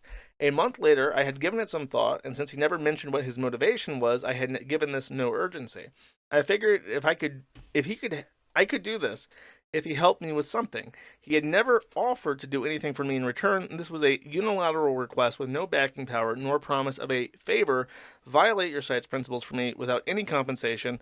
And he makes fun of the principles. He said no because he had already kissed ass to get the deal without the thread being obfuscated in any way, and he no longer needed my help. When it became clear he just intended to lecture me on the phone, I hang up, and I literally did. He was like rambling at the fucking mouth, wouldn't let me talk, and I just hung up on him, and that pissed him off too. When it became clear he was trying to direct the subsequent conversation to blackmail me, I ended the conversation. By the end of that month, we were very temporarily de-indexed from the small search engine. Coach is a bad businessman. If he had said, I need this thread to not appear for the next 90 days because of a deal, what can I do for you? It opens a conversation in which there's more answers than yes or no, which hide my thread or else does not. I think the problem is sentence A shows vulnerability, and Coach is too prideful to do that, even if it were the smart, honest, and effective thing to do. It is also worth mentioning that I have never once talked about him in any medium ever, and this is the third time he's gone out of his way to try and provoke a fight with me. As it stands, I have never removed a thread in exchange for any amount of money or any favor in 7 years. Now it's 10 plus. I think it's 11. Coach Red Pill is mad at me for not being the first. And that was him burning yet another branch. At this point, there's a dynamic shift, because he still peters around in 2019, and the only meme going on with him in regards to his online presence is Wilshire Boulevard. It never gets fucking released. Apparently, the negative feedback from PPP and Ricada was too much to stomach, and he just gave up. So it never got published. The most prominent thing to come after this was me laughing at him because he broke his ankle. See that? I broke my ankle again, but this time it was a lot worse.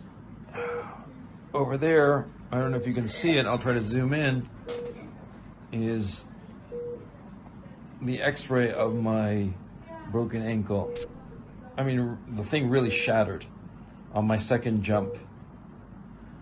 The reason it shattered so badly was that I misjudged the distance to the land, and I think it was skydiving in the Netherlands. Soon, people said they could hear Dutch in the background at speed. And well, why is he in the children's ward? I'm not sure. Good question. And that is the last of Coach as we knew him. Now we're in the Coach of the future, and it starts off with a little bit of a preamble. Now this is early or mid 2021, before a certain event happens, and Coach is not well. Something is happening to him. He's not well, and he has a very harebrained idea that I think a lot of people have forgotten about at this point in time. I introduce you to Project Mayhem.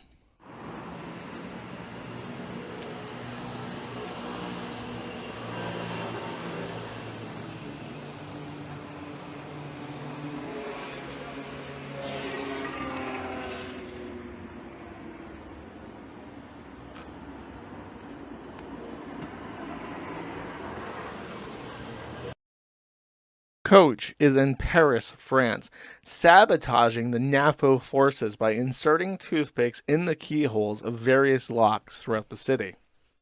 This is Project Mayhem. He started up an entire Telegram channel which got 330 subscribers over its life.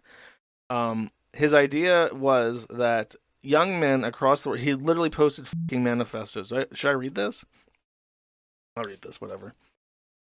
To any and all cells of 3, this is Mayhem. Next Friday at noon Eastern Standard Time, you'll get your weekend homework assignment. Carry it out and don't get caught. Be ready. Tell others. Don't f*** up. There is no Tyler Durden. You are Tyler Durden. Tyler Durden was the leader, the Übermensch, the alpha, the man. When he led, others followed. Where he did, others repeated, copied, and improved upon and multiplied. Tyler Durden was a figment of the imagination of the narrator. The narrator was a wage slave, a simp, a loser, a nothing, a zero. He knew in detail the corruption of his employer, and he did nothing. He was just another cog in the corrupt machine.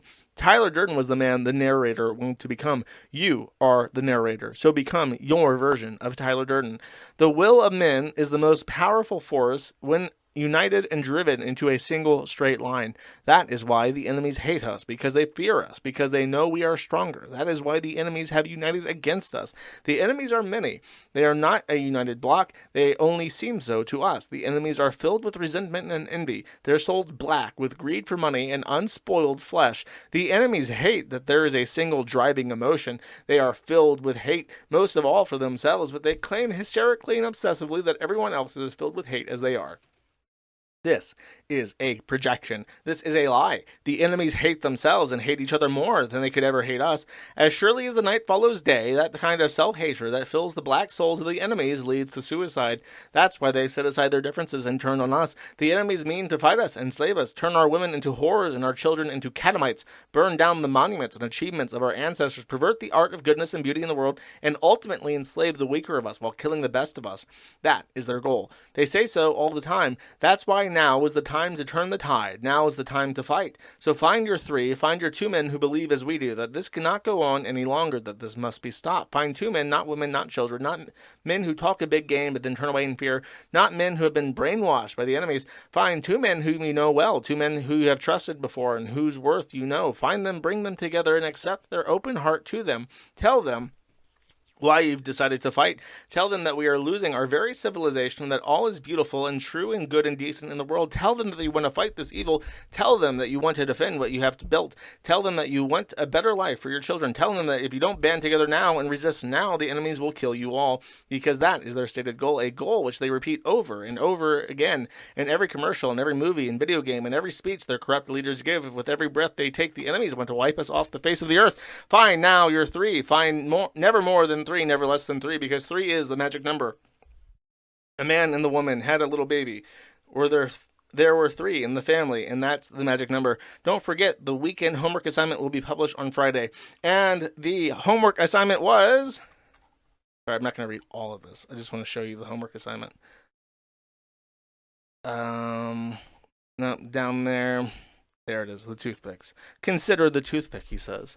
Encouraging the 3, the magic number, the 3, to go out and insert toothpicks in all the keyholes, because this will bring down the enemy, chat. This is real. And he would post these little things into this Telegram channel that literally nobody has ever found except me, and say like this.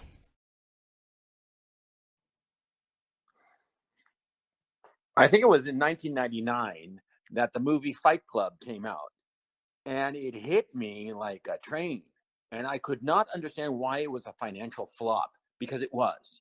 It was with Brad Pitt and Edward Norton, who was an up-and-coming actor, very well respected. And I thought it was going to be a huge monster hit. And I went to see it on the first day, and I loved it. I liked it enough that I saw it another time that week. And during the course of its theatrical run, I must have seen it at least 4 times. It had a huge impact on me the first half. The second half got stupid. And the second half just needed like a rethink conceptually. That's what I thought. And the movie, well, on an artistic level, I thought it was tremendous. And I couldn't understand why more people weren't going to see it, why more people weren't going to see it in droves. Every guy I knew loved the movie at the time that it came out. And every one of us bought the DVD as soon as it came out. But the movie was a flop. And of course, now I understand it. It was an incredibly expensive flop. They spent like a lot of fucking Should I money on interrupt that it? picture. He's If you basically look just at talking it, about Fight you Club. can tell. You can tell how expensive all this the shot. worst part about this entire thing, by the way, is that he says that the movie was bad. He says that the ending sucked. That the second half of the movie sucked. But he's built he copied everything, including from the second half with Project Mayhem and shit. So, as the storm is brewing in the streets, Coach Red Pill has lost his fucking mind, and the sector is now dead forever. A true black swan event, as Coach Red Pill predicted in 2010 or wherever, change finally came. Уважаемые граждане России, дорогие друзья, сегодня вновь считаю необходимым вернуться к трагическим событиям, происходящим на Донбассе. И ключевым I know some вопросом of you guys don't speak обеспечения Russian. безопасности самой России. It's Putin declaring war on Ukraine.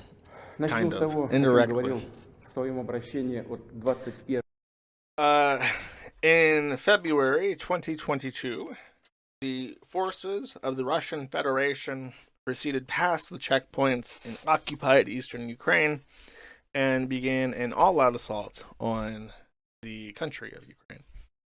And this inexorably altered the life of many people, including Coach Red Pill. Coach Red Pill had been living in a city called Kharkiv. Kharkiv is the second largest city in Ukraine, and it is in spitting distance of the Russian border, the internationally recognized Russian border. So the troops were right there at the gate, basically right off the bat. And in the first week of Ukraine in the war, it was fucking crazy. Russia extended deep into the territory. They came south of Belarus, hit directly into the capital city, Kyiv. They almost surrounded Kharkiv, and it looked like it was going to wrap up real fucking fast in not even a month before any actual defense could be mustered. That's not what happened. And I don't want to get into the actual politics of the war because it's irrelevant, but it was not irrelevant to Coach Red Pill, who had picked a side. Now, you might think that based off the conversation I played earlier, Coach Pill would have very little opinion on the politics of Russia and Ukraine, or that perhaps he would have a sympathetic opinion to Ukraine, but that was not the case. He took a very ardent anti-Russia stance and published videos while living in Kharkiv in an active war zone about the war, unfavorable to Ukraine. And this was one of the first things he did. This is February 26th, so it hasn't even been 48 hours since the first mortars dropped, the first people killed. There are tentacles of caravans of tanks and military equipment barreling down the highway from Belarus to Kyiv, where he's currently at in this video. And he is in a conference room of a hotel surrounded by journalists. And when this video came out, I knew right then and there, I even said so in the thread, Coach Red Pill is going to die.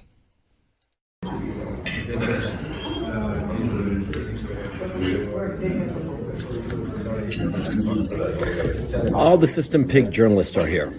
See? All these people, they're all System Pig journalists. They're all like, here to report on how they led Ukraine up the garden path, and now Ukraine is, the people pushing the narrative.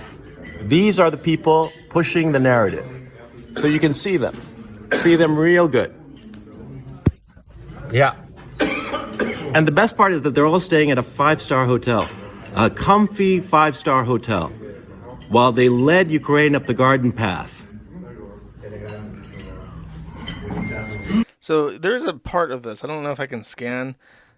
You can see people are staring at him. He's in a very quiet room. This is not like a loud cafeteria. Everybody in this room can understand what he's saying, clear as day. There's that guy right there. These are the people pushing the narrative. So you can see them. I think this is it. See them real good. There's a guy that waves. Yeah. I don't know if I can find it again. And the best part is that... And it's like... He doesn't even, like, number one, he's basically saying that their country is going to not exist in the next couple hours, which those are fighting words. Right off the bat, he's lucky someone didn't just beat the fuck out of him. He's lucky that the manager didn't just kill him. Like, for real. Like, what a fucking shock. You wake up one day, your country's invaded. They're literally on the fucking highway to your city to capture the capital of your government. And you got this fat American calling you a pig. Now, in case you don't know, the word pig actually means a lot. And I don't even think Coach Red Pill knows this, because even at this point in time, having lived in Kharkiv for going on 10 years at this point, he doesn't know the alphabet. He can't even read the Russian-Ukrainian alphabet. He could not read this picture right here, which says, Obnauzhen Ponad Uzior Ovoy Kaklo Shavine. This means warning. The Pona Ovoy thing. That means there's a Ukrainian chant, Ukraine under nothing or something. So they take the second half of that and they make it like an insult. The second part of that sentence, by the way, implies that the person they're talking about shits themselves, because I guess Russian has so many different suffixes for things that it's like there's a specific suffix for someone who's fecally incontinent. So it says, and kaklo is a make fun of the word ho-ho, which is like an insult. So it's like an extra insulting version of something that's already like a slur for Ukrainians. And then Schwein, the Russians don't like to admit this, folks. It's true. It's true. But the Russians have a secret love affair for the Germans, and Schwein means Schwein. So it says, warning, Ukrainian pigs, in like the most dirty, disgusting possible way you could ever conjure that sentence, with so much subtext and nuance and memes. And it's like the most Russian thing that you could ever see posted on the fucking internet directed at Ukrainian people.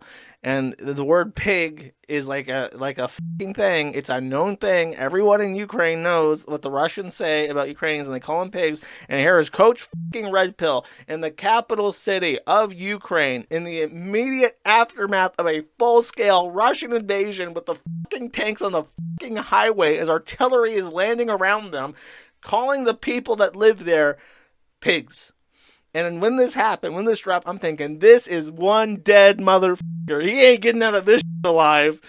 And surprisingly, he lived a little bit longer than just that day. So this is his hot take. This is, I think at the end of February or early March is when this is filmed. And this is Coach's analysis. I think he had to escape Kyiv to go back to Kharkiv where his family was. And he took a train. And the trains were working intermittently. So he had to wait for the trains to come back before he could reach Kharkiv. And he did, and then he put out this video. They are avoiding civilian populations and civilian infrastructure. Discussing the Russian forces. And when they go to a city or a destination, when they encounter any resistance from the Ukrainian army, any serious resistance, they stop and pull back. Because what are they doing? They are encircling. That's their whole strategy. And it's very simple. And if you look at a map, you'd realize it. What the Russians are doing is that whenever they go to a major city like Kiev, like Kharkov, and soon enough they're going to be in Dnipro. Clarification. Kharkov is the Russian pronunciation for Kharkov. Kharkiv is the Ukrainian pronunciation. There's a couple weird things like that where it's Kiev versus Kyiv, Lviv versus Lvov, Odessa spelled with 2 S's versus 1 S. It's very, very autistic. Don't think too hard about it.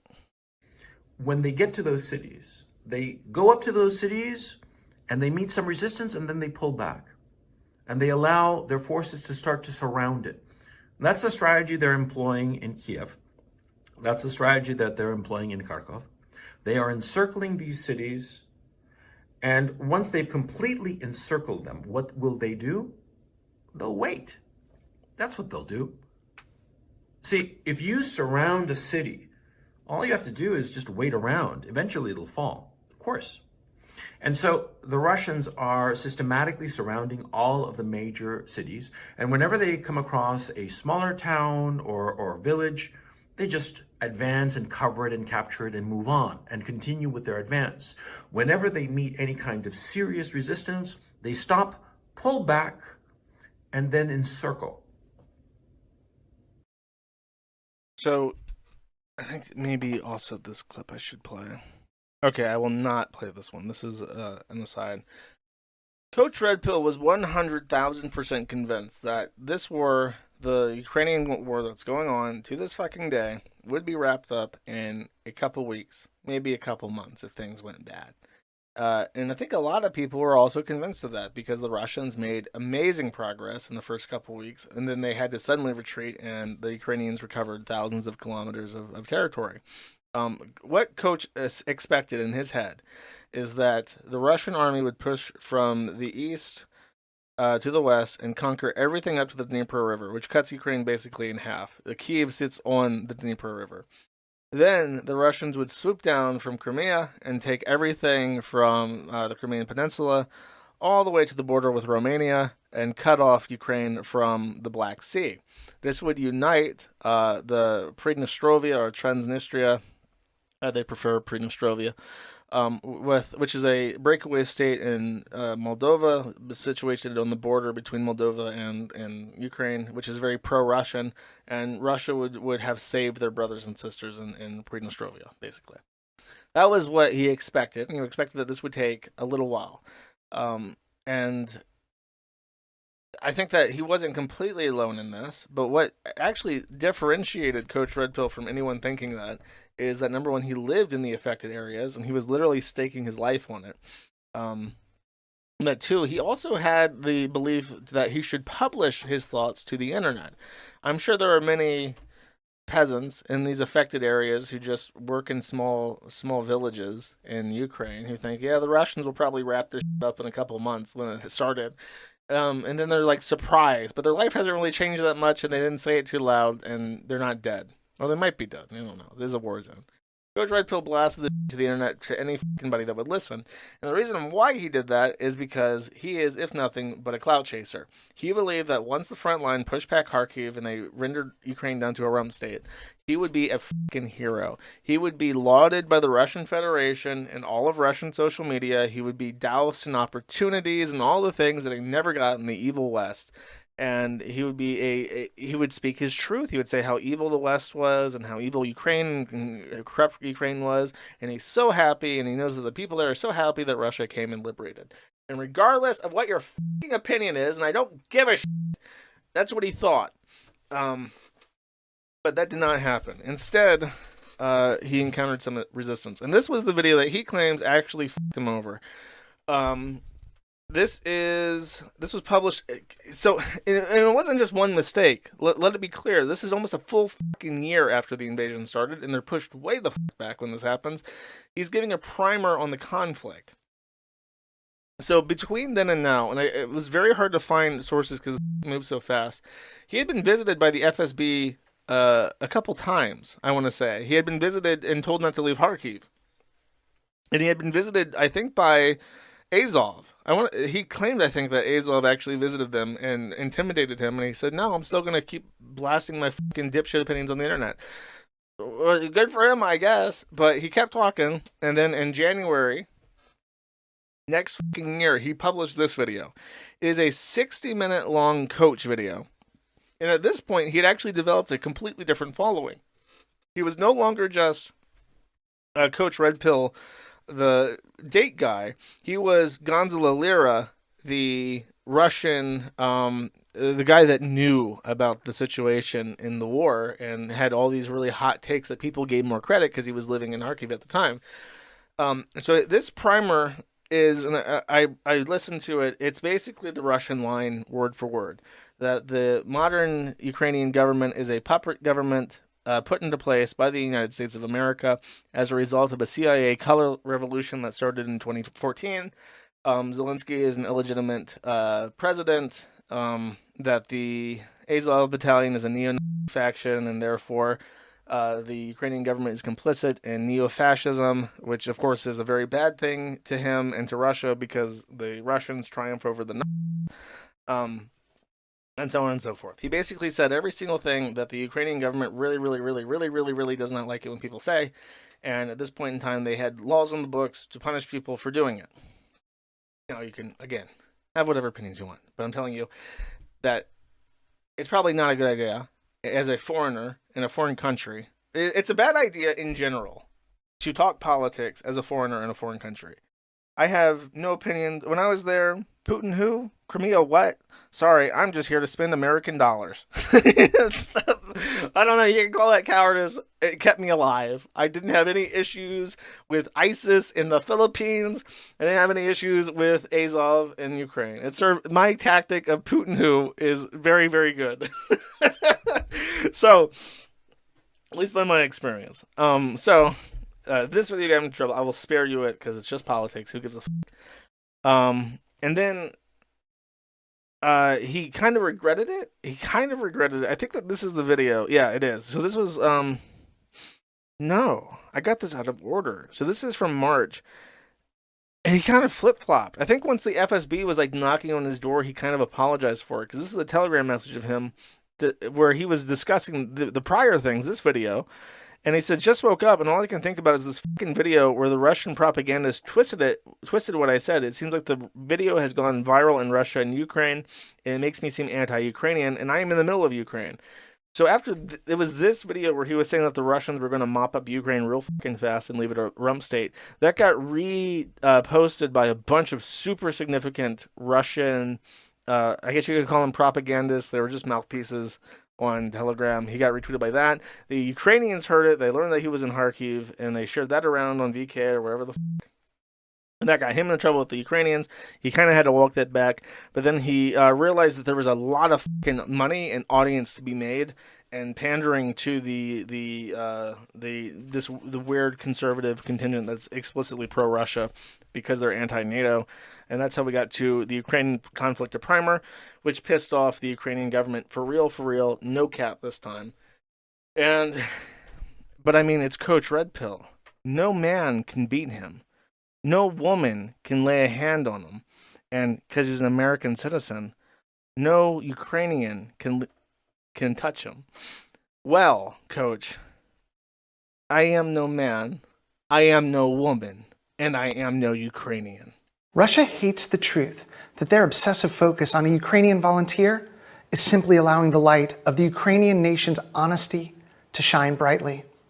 Next week, the teeth of the Russian devils will gnash ever harder, and their rabid mouths will foam in uncontrollable frenzy as the world will see a favorite Kremlin propagandist pay for their crimes. And this puppet of Putin is only the first.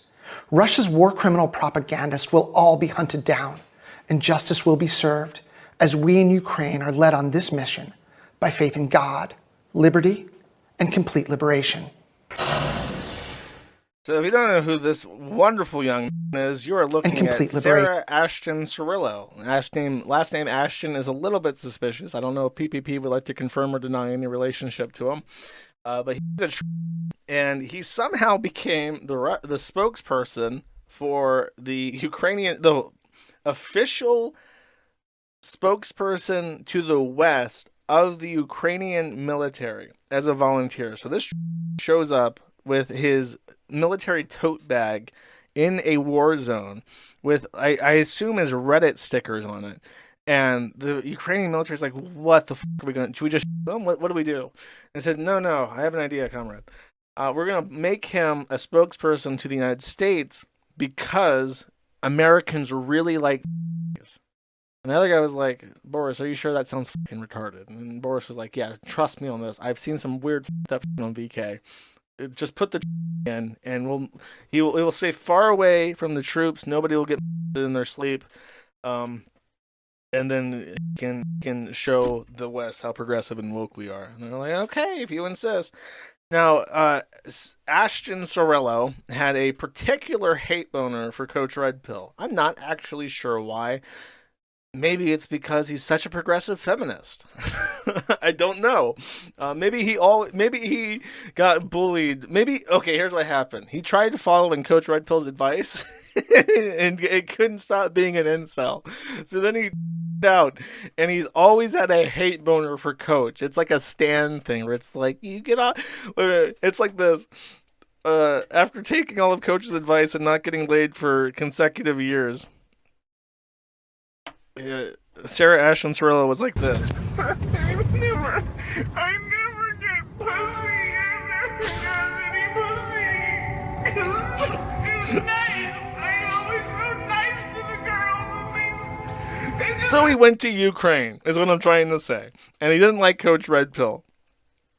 So, he got detained at multiple points. And towards the end of his life, he was arrested and released on conditional bond in violation of the Disinformation Act of Ukraine, and he actually posted his indictment on Zitter. So this is actually a 25 tweet chain. It is a dying man's words. I suppose I'll read it. I'll be nice. This is the last thing he actually posted that was substantive to Twitter. Right now, I'm about to try to get out of Ukraine and seek political asylum in Hungary. Either I'll cross the border and make it to safety, or I'll be disappeared by the Kyiv regime. This is what happened to me over the last 3 months. On May 1st, January, February, March, April, May, June, July. Okay, so that year, 2023, I was arrested for my YouTube videos. The photos of my arrest are pretty funny. Morning bedhead made me look like a character out of Dr. Seuss. Do I have that? Oh man, if I don't have that picture... I don't have that. Oh no, hold up. I have to immediately find this.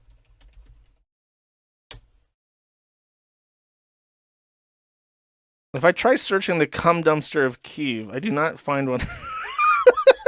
Shockingly, I don't find what I'm looking for. I was doing so well up until this.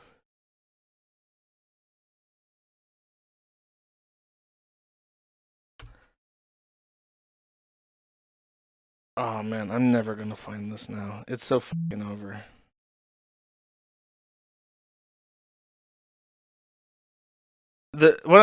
I'll just explain what I'm trying. It's on the other browser. Yes, the funny picture. So when he got arrested by the Ukrainian equivalent of the FBI, they took a picture of him as he was entering custody, and it leaked.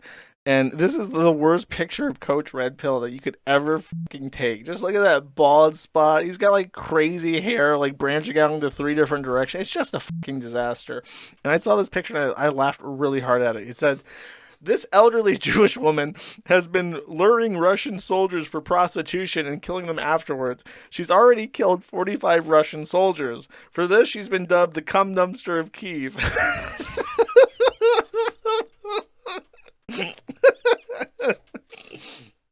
That's what he's referencing. I continue. My crime was making videos critical of the West and giving the proxy regime in Kyiv, and how they are destroying Ukraine. Attached to these tweets is a full indictment against me, both the original Ukrainian and English translations. As you can see, even the prosecutor admits I committed no crime against property or any person, and I certainly provided no aid or intelligence to the Russians.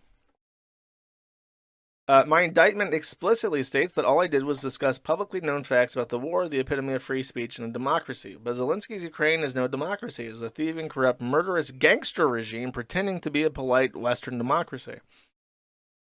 Once arrested, I was given documentation assuring me that I was guaranteed the right to contact my lawyers and loved ones as well as post bail. In fact, I was blocked from calling anyone, even my lawyers, and I was not permitted to post bail, even though I had the cash to do so. In other words, the formalities were carried out scrupulously while judicial and ethical grotesqueries ruled.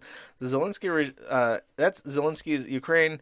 That's what his thuggish regime cares about, the perception of democracy and the rule of law, so as to mask the sordid, corrupt reality.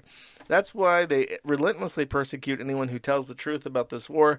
I'm not the only so-called propagandist the Kiev regime has thrown in prison, and it's also why they shoot at any AFU soldiers who dare to retreat. That's why the AFU losses are so horrific but hidden. As you can see by this indictment, the video that I made that really chapped their ass was Ukraine, a primer, which gives the historical background to the conflict, where I state outright that this invasion wasn't out of the blue, that indeed it was provoked by the Kiev regime. Once inside the CISO prison, I was tortured in two of the 4 cells I was in by the other prisoners. Guards never beat prisoners, they outsourced torture to the other prisoners. One prisoner actually apologized to me, telling me he had no choice. He wasn't lying. I understood. I got a cracked rib in my first cell, but it wasn't too bad. The worst stretch was in the 4th cell. From 1 p.m. on June 21st until 7 p.m. the next day, 30 hours, I was beaten and sleep deprived, my arms twisted the wrong way around my shoulders, and generally beaten pretty bad. I've taken a beating in my time, so sure it hurt like hell, but it was manageable. But then at one point, 2 thugs held my head and I used toothpick to scratch the whites of my left eye while asking me if I could still read if I had just one. That was unnerving. Near the end of the session, one of the thugs struck me in the chest so hard and so repetitively that the beating left a yellow and green splotch dead center on my sternum. He was berated by the cell boss because he had left a mark on me, which that was a no-no. Then, as luck would have it, 2 days later, when the bruising was in full bloom, a senior guard came to give me a wellness check. This was likely because of the Chilean embassy efforts. The U.S. embassy called me 3 times but gave me nothing but support, empty bromides. The guards told me to remove my shirt so they could look me over. The bruising was really spectacular, but he just nodded and pretended he didn't even see a thing. Why was I beaten to the point of torture? Well, it wasn't over my YouTube videos. I was in prison because of my videos, no doubt. The videos were why the SBU arrested me and put me in CISO prison without bail. But as they investigated me and examined my computers and accounts, all of which they confiscated and opened, the SBU realized that I am not poor.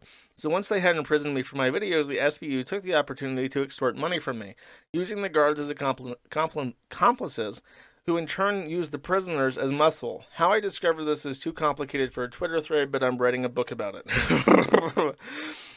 All told, they extorted $70,000 out of me and split it amongst themselves. They also took another $9,000 when they arrested me, my emergency cash, and another $11,000, which was my bail money.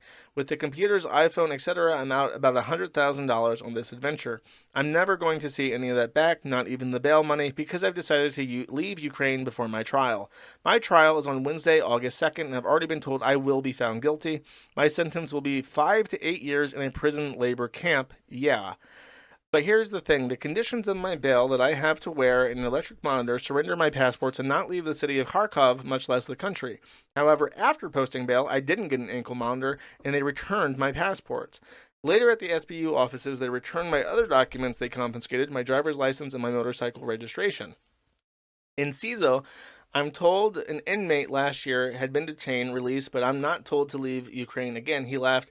They were telling you to leave. This time, it looks like the same is happening. They're telling me not to leave, but to leave the door open. Or so I hope. And maybe I'm being set up by them so they can justify putting me away in a labor camp so no one will ever know about their sordid extortion scheme.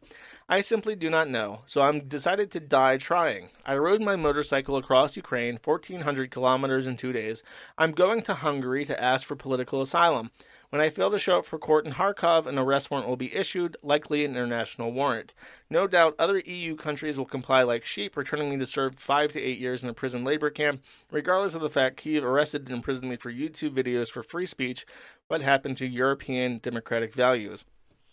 The U.S. State Department would return me too. I'm not a black lesbian druggie or a transgender grifter. Besides, Victoria Nuland hates my guts, or so I'm told. I'm hoping the Hungarians will read my indictment and say this is bullshit, we're not sending him back. I'm posting this thread just as I'm getting to the border checkpoint. I'm also posting videos on 2 channels I have access to, The Round Table and Gonzalo Lira again. If you don't hear from me in the next 12 hours, well, I'm on my way to a labor camp. Wish me luck. And here's the video that he promised. And trust me, I do have commentary. You just gotta give me a second. Let's see, I have timestamps for this. 109, so 49.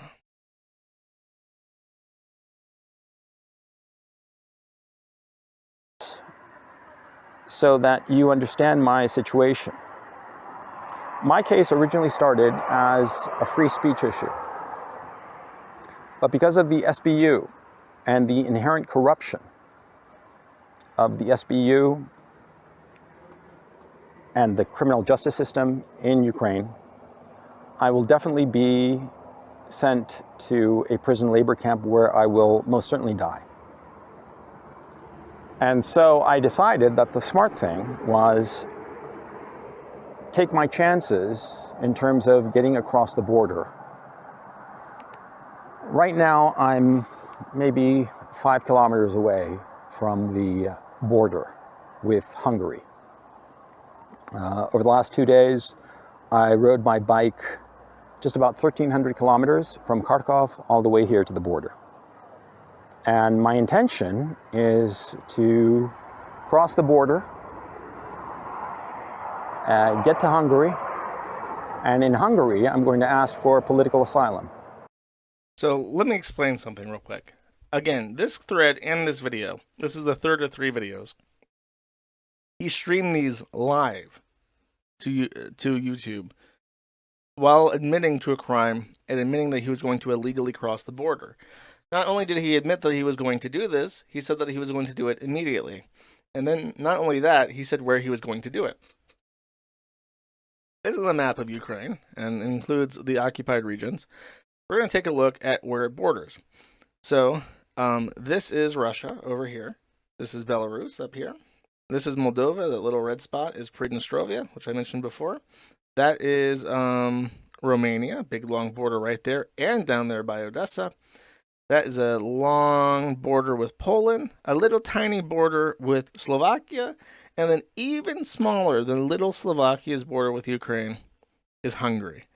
Between Hungary and Ukraine, there are 2 official border crossing points. I believe that he was near Chop when he was apprehended. So out of all the places that you could possibly go to leave Ukraine, one of the biggest countries in the entire world, if you look at the size of Ukraine's official boundaries and how it compares, it's larger than Germany. It's larger than France. And it has 1, 2, 3, 4, if you count Pridnestrovia, which does have its own borders, 5, 6, 7 different crossings. He picked the smallest one with the fewest checkpoints into a EU-regulated country while announcing it ahead of time. So the people dedicated to watching Coach Red Pill and who saw his tweets and then also saw his videos called Chop and called the other one, Vilok, and said, hey, watch out for this dude who is extremely recognizable because he looks like a fucking crypt keeper. He's an American. He'll be an American Chilean trying to enter Hungary, and he looks awful. He looks like an aged Chilean man. The easiest profile in the entire... You can't miss him. He stands out in a crowd of normal people on a good day. So, really, just like the most baffling, what the is he thinking? I have a second timestamp at 8:46. Let me calculate that real quick. I did not do that right. 8:60. Okay, 8 minutes and 6 seconds. They keep a close eye on that crossing. So you can't go through there. Another option that I was seriously considering was going to the front, to going to the contact line, and thinking to myself, maybe there is some spot in the contact line that is being used by civilians, refugees, going back and forth. But that turned out to be a non-starter. I was surprised. I mean, the front is over 1,000 kilometers long, but there is no real spot where you can easily move, not without a guide, not without somebody who knows what they're doing. I also looked into the possibility of somebody helping me out, and a couple of them were grifters. It was clear as day, you know, they wanted money. And the others, they had a lot of good intentions, but they didn't know what the hell they were doing. And so ultimately I was not able to find a Sherpa, a guide, who could get me through. Mm-hmm. So that's my situation. Mm-hmm. And yeah, I'm going to chance it at the border. Mm-hmm. It didn't work. Now, one of the things that I really noticed about this, and this is my last observation regarding his escape attempt, is that he mentions that in this enormous Russian border, a lot of this is not like this up here. This is all fucking locked down. Like, this is all crazy town up here. You're not going to get in through the normal border. But you mean to tell me that you can't go from there to there and slip through? Like, where there's soldiers and shit? And it occurred to me while thinking about this, because I'm a problem solver myself, and I'm thinking, that could have been me. Who knows what could have happened? What would I have done in this situation? Now, the border to Pridnestrovia was actually closed, but there's nothing stopping you from not coming in like a normal way, though they say that he says that he doesn't think so. But the Russian one is particularly intriguing to me, especially where there's no border because there's a fucking war going on. Now, obviously, there's a fucking war going on, so that's kind of a deterrent in and of itself. But it then occurred to me that Coach had no friends. Coach had no friends at all to contact. Because I feel like if Coach had learned Russian, perhaps, and had made a friend and had actual contact with like the Russian government, he could have said like, I need to get the fuck out of here. And then they say, no worry, comrade. We have a spot for you west of Borova. Come to this point on this GPS on your motorcycle at this time and look for the guys. Don't worry, don't look for them. Just sit there and they'll come to you after a moment. And then he'd be escorted in, and then he could give this big speech about how he escaped in this daring action thriller where he rendezvoused with Russian spies, and it was all action-packed. And as he left his apartment on his motorbike, he realized that the FSB had already gone into the building and were raiding his apartment, but he was on his way. Vroom, vroom, vroom, vroom. So weaving in between the cars, and they couldn't catch him. Got to Borova, and then he went to the spot, and then he stayed there for 5 minutes. And it was pitch black, and then he just saw a cigarette on the horizon, and he realized those are my boys coming to get me.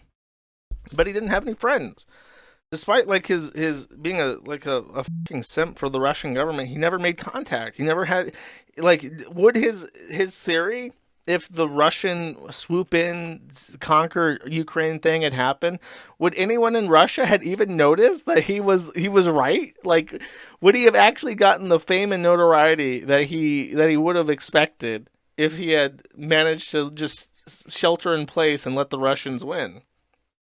And I realized that's the saddest thing about the entire stream to me, is realizing that even in his darkest hour, where he was told, and I'll just assume that he is true, because weird things do happen.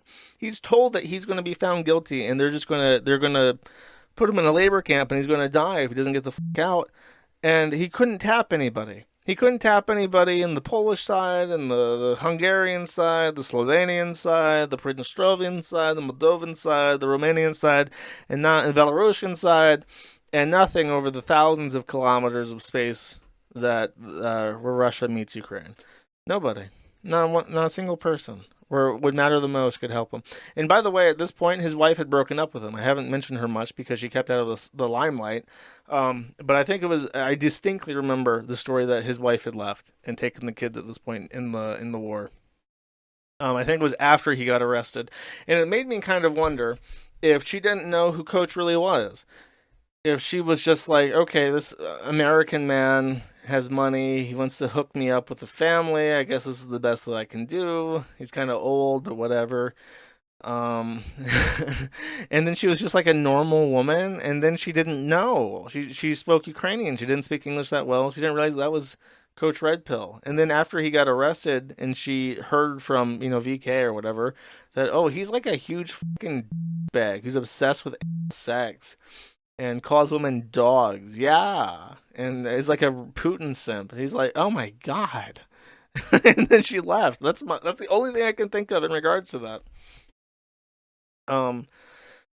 So the news came out, and by the way, Sarah looks a little bit different here because in between Coach being arrested and Coach fucking dying, Sarah had made a statement about wanting to murder an American senator or something about an American senator being a fascist who should be held to task or something. And then every single American head in unison snapped and looked at him like, what the did you just say? And so he had to like apologize and like kowtow. And then the military like forcibly them. So this is him in 2014 addressing the Coach Red Pill fiasco. Hello, everyone. I've decided to go live due to all of the commentary that's taking place surrounding the passing of Gonzalo Lira. I will reiterate the statement I made earlier that I hope Gonzalo's family finds peace and solace in knowing that Gonzalo is no longer suffering in this human form and that he has gone on to eternal, hopefully eternal salvation. I believe eternal salvation thanks to the Lord. So the coach dying was oddly like a little bit of an international fiasco for him, for Ukraine. Elon Musk tweeted that Zelensky was responsible for murdering a journalist. Tucker Carlson had a segment about Gonzalo dying in Ukraine and how it was a political assassination. Like, he got roundly retweeted like a circus after he died. This from foreign UN intelligence officer Gonzalo Lira, murdered by Azov Battalion Kraken unit. Gonzo Lira, Gonzo is not his name, a Chilean social media influencer who resided in Kharkov, Ukraine, and who published online content critical of the Ukrainian government, was kidnapped, tortured, and murdered by the Kraken unit, part of the Azov Battalion affiliated with the Ukrainian security service. This isn't even true because the official story came out, and this is his hometown, by the way, Chile, talking about how he was killed, how he was a Chilean national. And apparently, in his last hours, the Chilean government was the one carrying the most water for him and trying to help him. And he didn't even reach out to his own government, I guess, for like a way out. Now that would be a story. The Chilean paratroopers jumping into Kharkov to like take him to the coast where there's because Chile has such a long coast. I'm sure they have a big, beautiful navy, and they've swept through all the mines in the sea to exfiltrate Coach Red Pill. That's the story. No, he turned his back on Chile because Chile is not cool. Hungary, though. Hungary likes Russia. Therefore, Hungary's the coolest place to be. This is Mario Knopfel, who is a 1.7 million subscriber, host of the largest show on X, unfiltered, unbiased, 24/7 news. U.S. reporter and Zelensky's critic remembered in Moscow. A memorial for American reporter Gonzalo Lira, who died in a Ukrainian prison on January 12th, has been set up near a U.S. embassy in Moscow. Lira, a critic of NATO, the Biden administration, Volodymyr Zelensky, repeatedly faced torture, extortion, and medical neglect. A memorial poster reads, "Free speech is a threat to American democracy." Lira, detained by Ukrainian security service in May 2023, had severe health issues, including pneumonia and edema, which were ignored by authorities, according to a letter to his sister. Sorry, that was out of order. Me. There was a letter from Coach's father that I have misplaced. And I feel like a total dip. sorry, it was just effectively, assuming I can't find this, the confirmation that Coach had actually died first came from his father. A handwritten note was delivered to him where he said that he had pneumonia and that the prisoner was not taking it seriously. He said he had edema, which is like an issue where your body retains too much water. You start looking like a waterlogged corpse. So he's an old man. He already had an existing health condition. And I assume that a Ukrainian prison in wartime is not very nice. So he took on health issues and died as a result. So he was never convicted of anything. He did die in prison, and that's why people say that it was an execution. To which we have a solemn song to remember him by.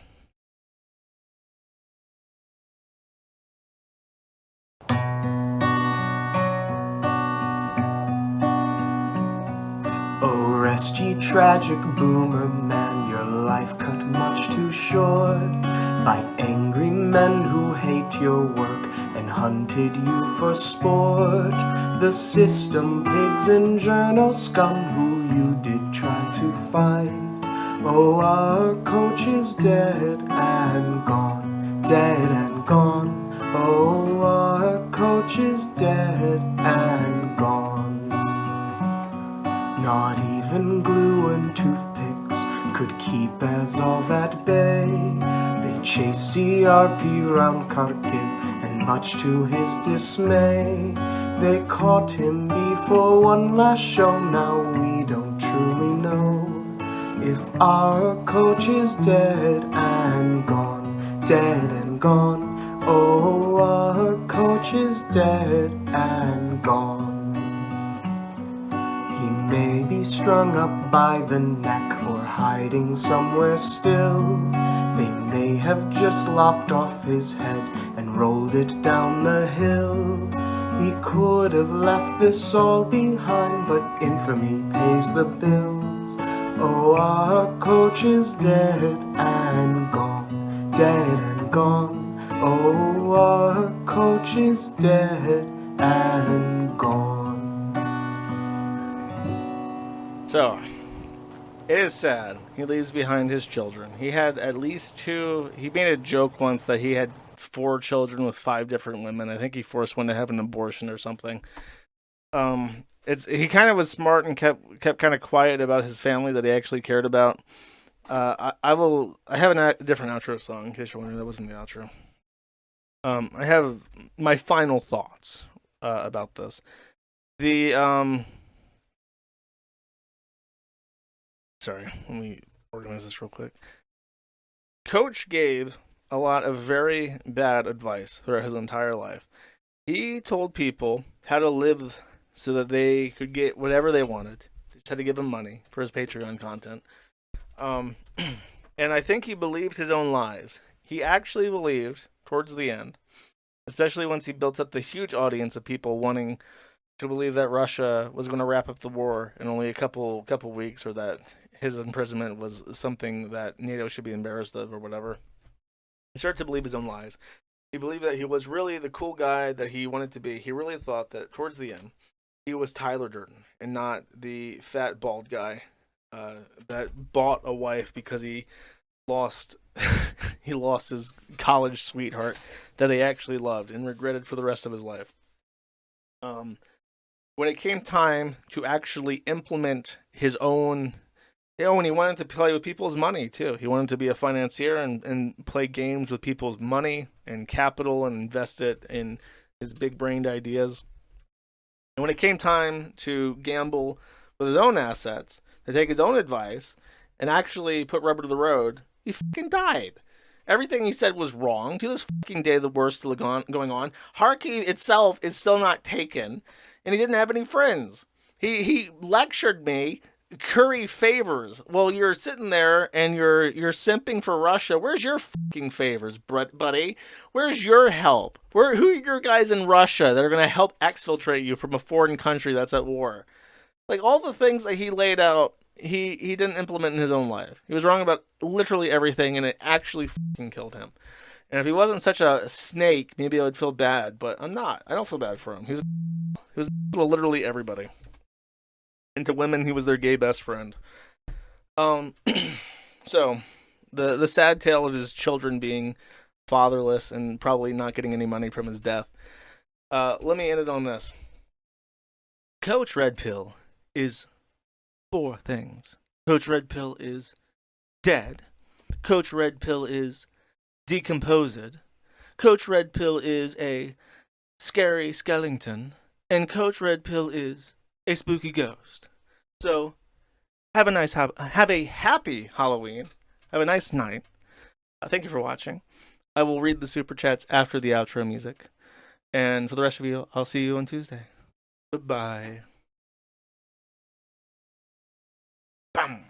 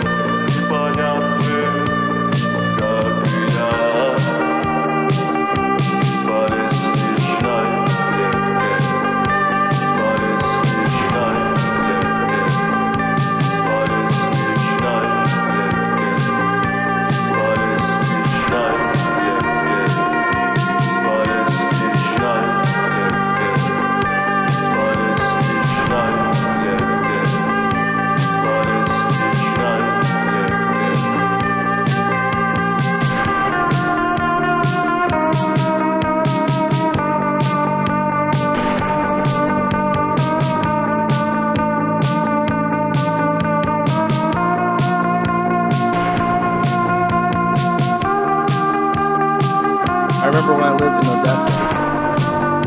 I would listen to music like this more. I would listen to a lot of Russian music so I could feel like I fit in more.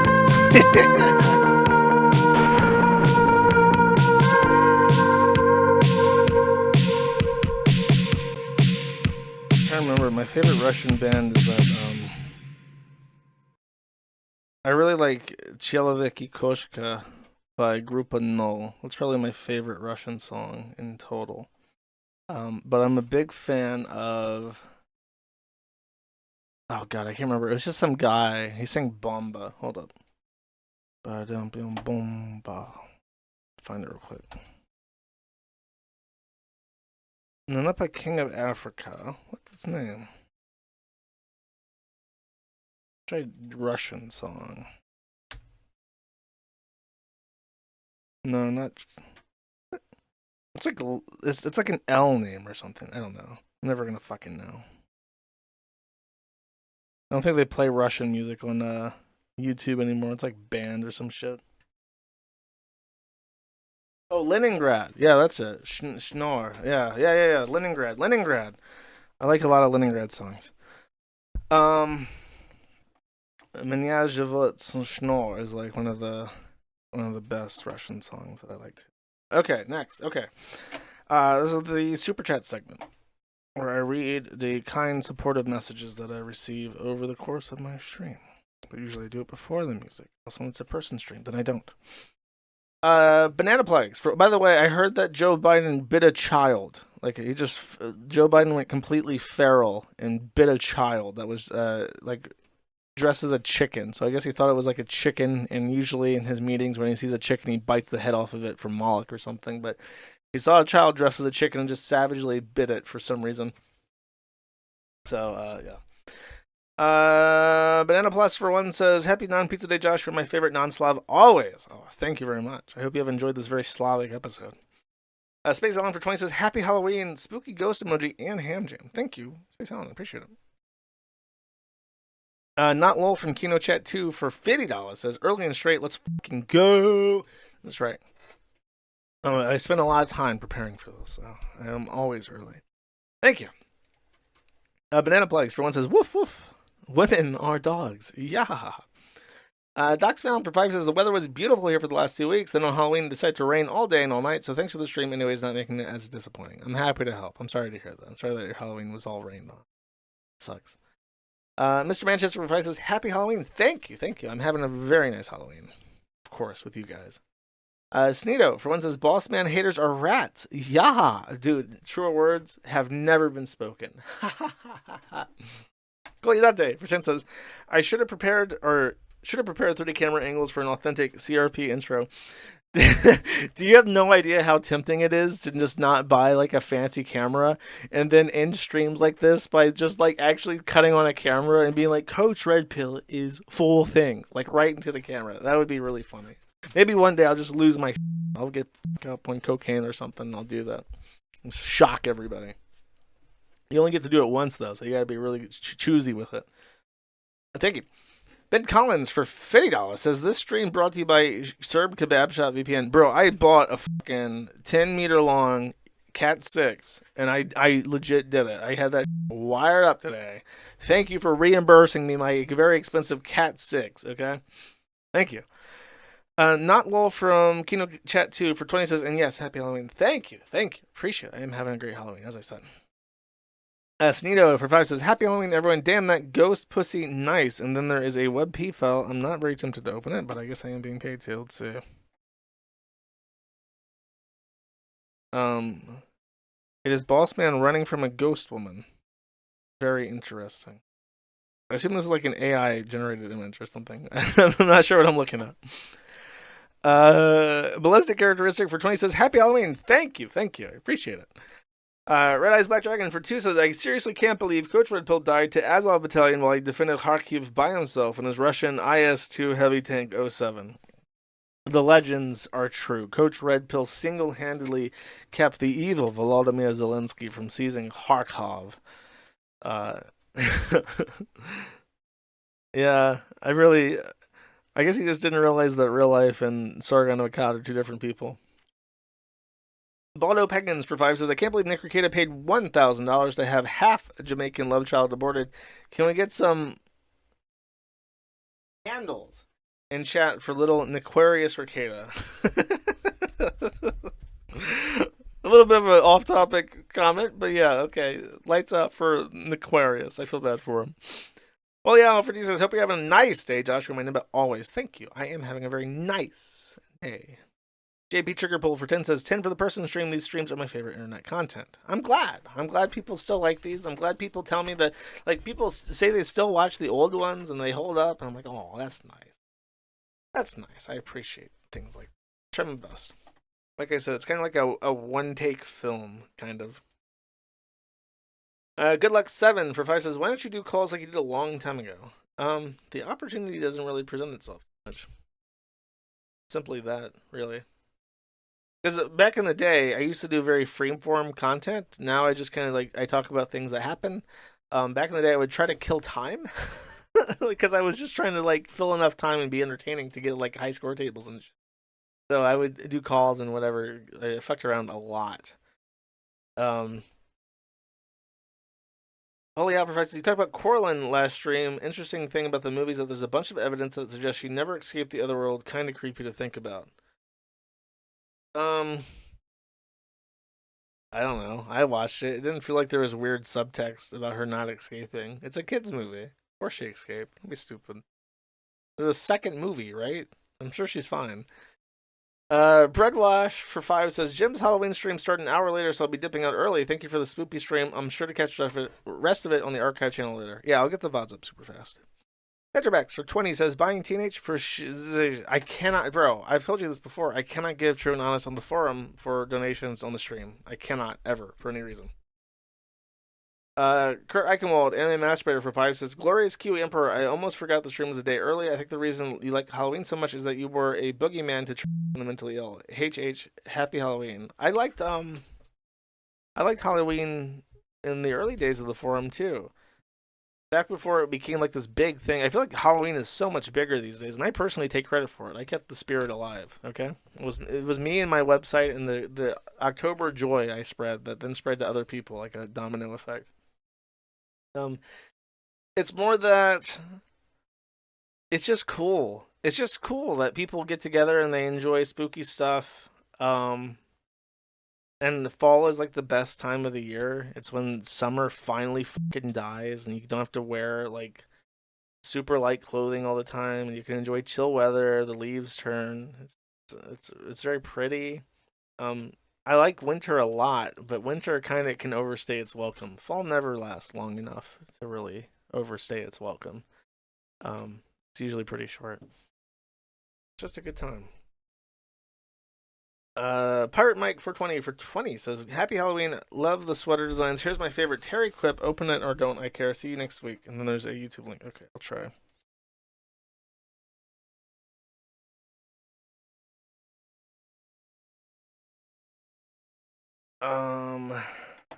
It's probably too long.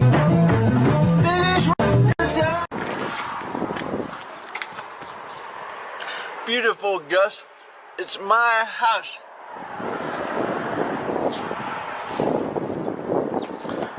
Eddie Murphy.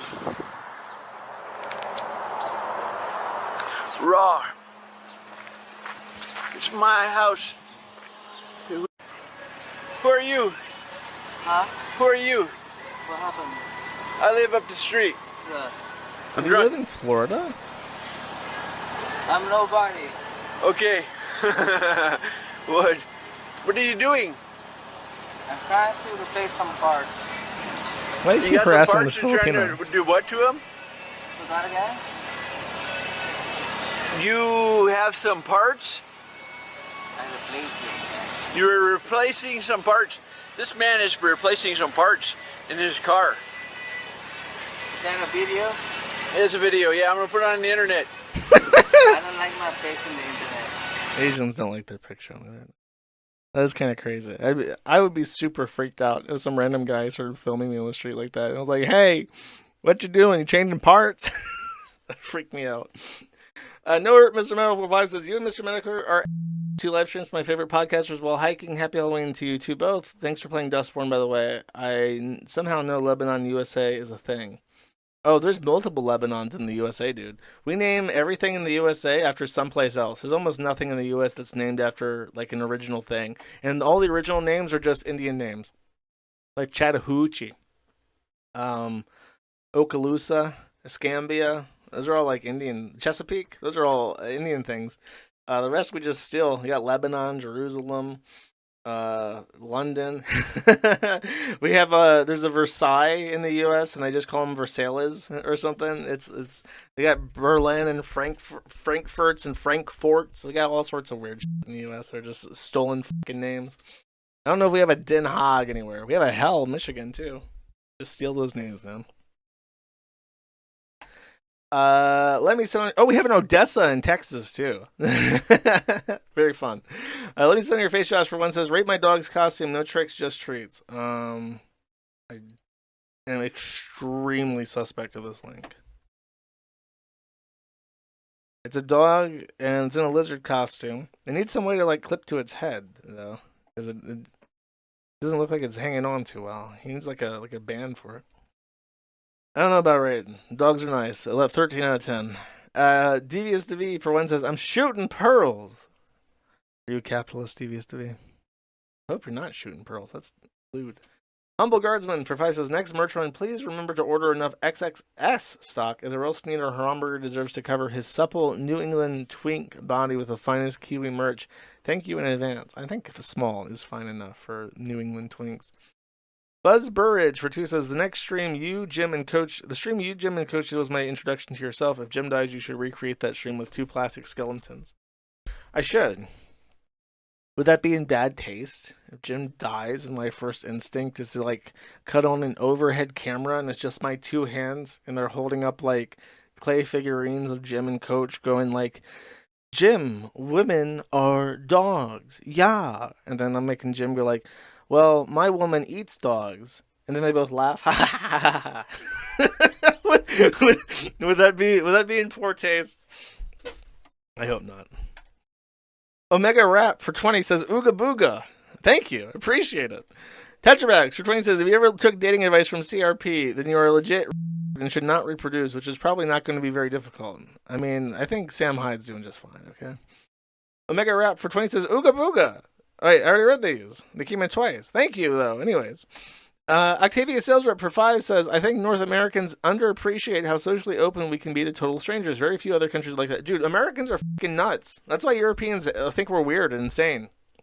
American-friendly, especially in the South. Like, you take someone out of, like, a foreign country that's, like, really cold, like the UK or Germany or Denmark or whatever the fuck, or France, God forbid, and you put them in, like, a country kitchen and, like, in Georgia, and they're like, hey hon, how you doing? Oh my gosh, your sweater looks so nice. Did you buy that in Paris? And they're just going on. You want some sweet tea, hon?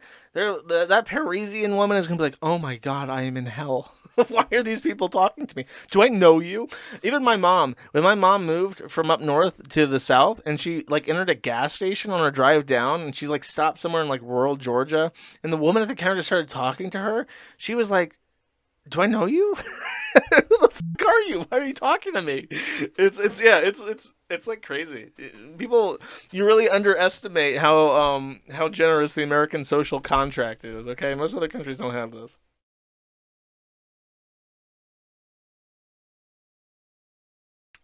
Cool. Let me refresh. I think one of these chats is.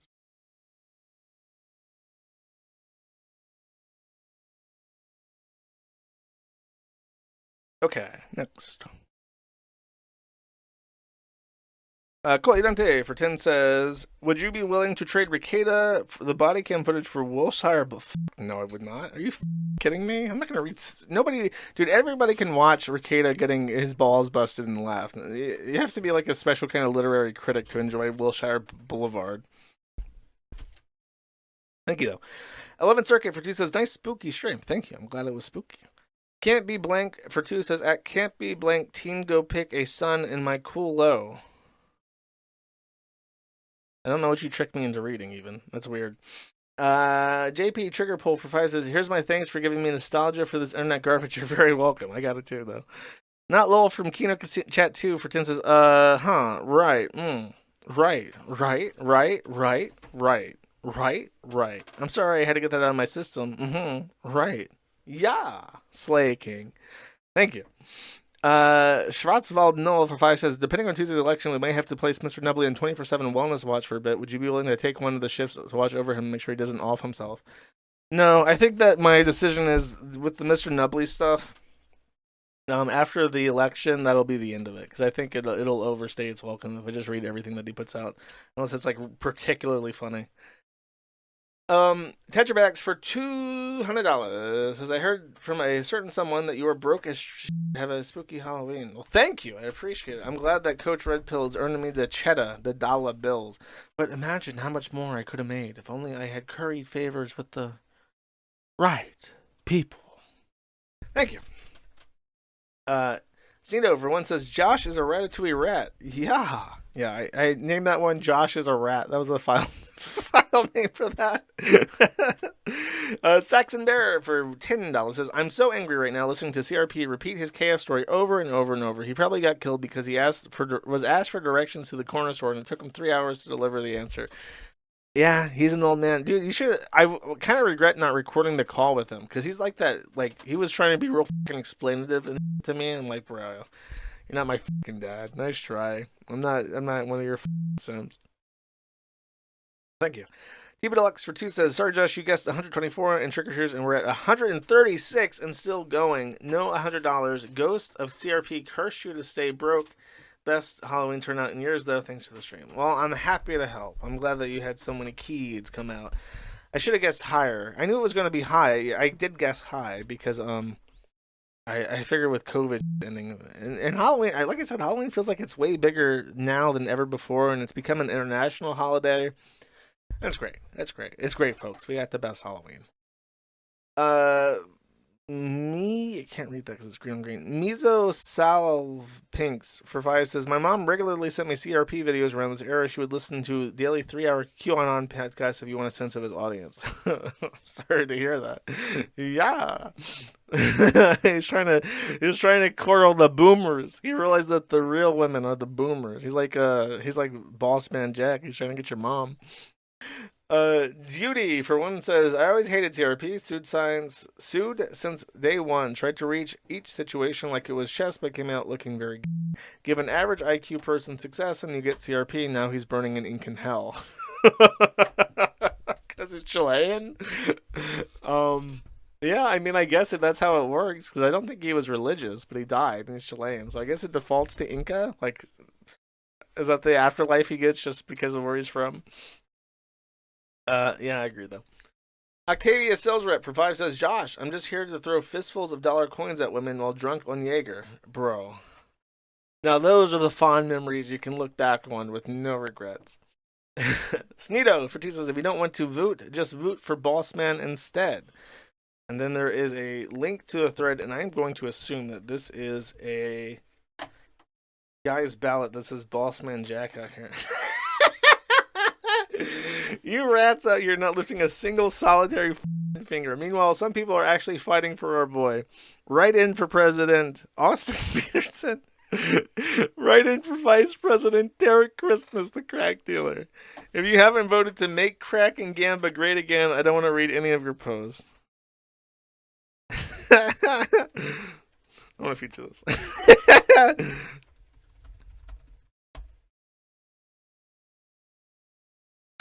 Time to shove that thread. It's not going to get any more fucking content for like 5 more fucking years, so I might as well. By the way, I don't support write-in votes as a joke because it shows as a vote. It's counted still. I think that the total American democratic participation should drop under like 10%. Because you can't say, well, that's what people voted for, when like voter turnout is like fucking 3 people in each county. Coyadante for 25 says, what kind of shitty Latino can't even figure out how to hop a border? That's a good one. Apparently, Coach, he picked the worst border too. He like went up to the fucking mountains. I think you can bicycle across parts of Poland without issue, and he decided to go to the Hungarian one, which is like all in the mountains and shit. Thank you. Didn't step up for one says you should have done a multi-stream with Medicare so I don't have to tap my inner ADHD, shake my head. Oh, I wasn't offered. MH Dark Law for 2 says, after everything is said and done, CRP was truly retarded. Rip to Abuela of Kharkiv. Have a good weekend, Josh. I'm off to watch Mr. Medicare. Oh, you too. Have a great weekend. Asian Tech Support for 10 says, pour one out for this. I don't think I will. I'll just drink my liquor. Thank you. Ape for 5 says, cautionary tale, great for clout leading to ruin. Great epilogue for Coach Brown Eye Dominatrix Dead Pill. Felted his own storyline chasing glory. Yeah, I think I got it figured out. I think I figured it out. He went to LA to be a he lost the only woman he ever loved. Tried to fill it in by being like a guru. Went to Ukraine to look like a hotshot and save money, and then died huffing his own farts. I think I figured it out. Ben Collins for 5 says, oh dear, you are dead. Dun, dun, dun, dun, dun. It's true. Sorry, I don't know how else to cap that off. Farmer Fletcher for 1 says, happy pizza day, Eve. Thank you. I appreciate it. Doodlebot for 10 says, you rock. Thank you. Oh my god, such love. I appreciate it. Strefleria for 5 says, 07. Thank you. Ape for 5 says, Suffolk corpse dead pill. Suffer. He did suffer apparently. I kind of, the shit he said about like being tortured is kind of like skin crawling. It kind of feels like it's real too. It's hard to tell. I mean, he does like sell stories as like a job. I don't know. The whole scratching the whites thing is so fucking weird. Rat Lord one, but then again, if he was getting tortured like that, I can't believe. I mean, he did. After that, he f***ed off. Rat Lord 111 for 5 says there are gals, and there are. It's very spooky. There's one right there behind you. Dino for 1 says, just got done trick-or-treating with my nephews and was listening to the stream via earphones. I did not know that Gonzalo was successful in his early life. Have a good night and Halloween, Josh. I did not know a lot of stuff until I looked into it. Coach was a very minor character in the Kiwi Farms up until he was arrested by the FSB, or not the FSB, the other one, the SBU. His thread had like 30 pages in total, and it was mostly Brian Dunn like sucking his own dick and being a complete. The OP for his thread is awful because Brian wrote it. But if you look into other sources and stuff, it is pretty interesting. It's hard. It's so hard to find stuff for him because it's either the Kiwi Farms thread or it's like the general public. And you search for anything Coach Red Pill, you find nothing except the bona fide good sources. Like this says, Putin propagandist found dead in Ukrainian cell from pneumonia. And it's like, I can't, you know how fucking hard, I had to ask people to help me find even though I was trying to keep it a secret, because just finding anything related to Coach Red Pill was just like a nightmare. Anime Extremist for 2 says, the part where Wilshire Boulevard having a scene where he meets a woman with a gun and goes into a furry convention to stop him had me rolling with laughter. Happy Halloween, Josh. Well, that's what PPP said it was. I don't know. I can't, he could have told me anything, and I would have believed him. So you gotta take that with a grain of salt. After all, PPP is one of the original cult of red pill people. The president of Nintendo for 5 says, happy Halloween. Any other spooky movies on your Halloween watch list this year? I watched Hocus Pocus again. And I love Hocus Pocus. It's like a kid's movie, but it's really funny. Let's see. I don't know. I'll think about what I want to watch tonight. You know what it is? Every Halloween, I watch A Nightmare Before Christmas. I think I've done that every year for like the last 5+ years now. It's just a classic. Yeah, probably Nightmare Before Christmas. Sneedo for 1 says, there's a Belgrade in Montana, by the way. Yeah, I'm sure there is. Select a username for 20 says, vote for Trump, everyone. Protect our democracy and our kingdoms. No, vote for Austin. Don't be a fool. Don't throw your vote away. Vote for the right choice. Thank you. Select a username for 10 says, for real though, Trump is the right choice for Kiwis, and Vance and Vivek genuinely care about internet freedoms, banking access, and similar. I mean, vote if you want to, brother. Look, I don't have any hope. I have zero hope that anything will ever change. Thank you, though. And Mr. Sister Fister, the 365 for 5 says, long time watcher of your show, TAD, total aphid dead. Dude, aphids, for real. I can't wait to, like, if I see aphids again, I'm going to import the most hungry, vicious lady beetles that have ever lived. I'm going to watch them get torn apart, torn asunder, just ripped limb from limb. Okay. That's the stream. There's no outro music. So we're going to go in 3, 2, 1. Yeah!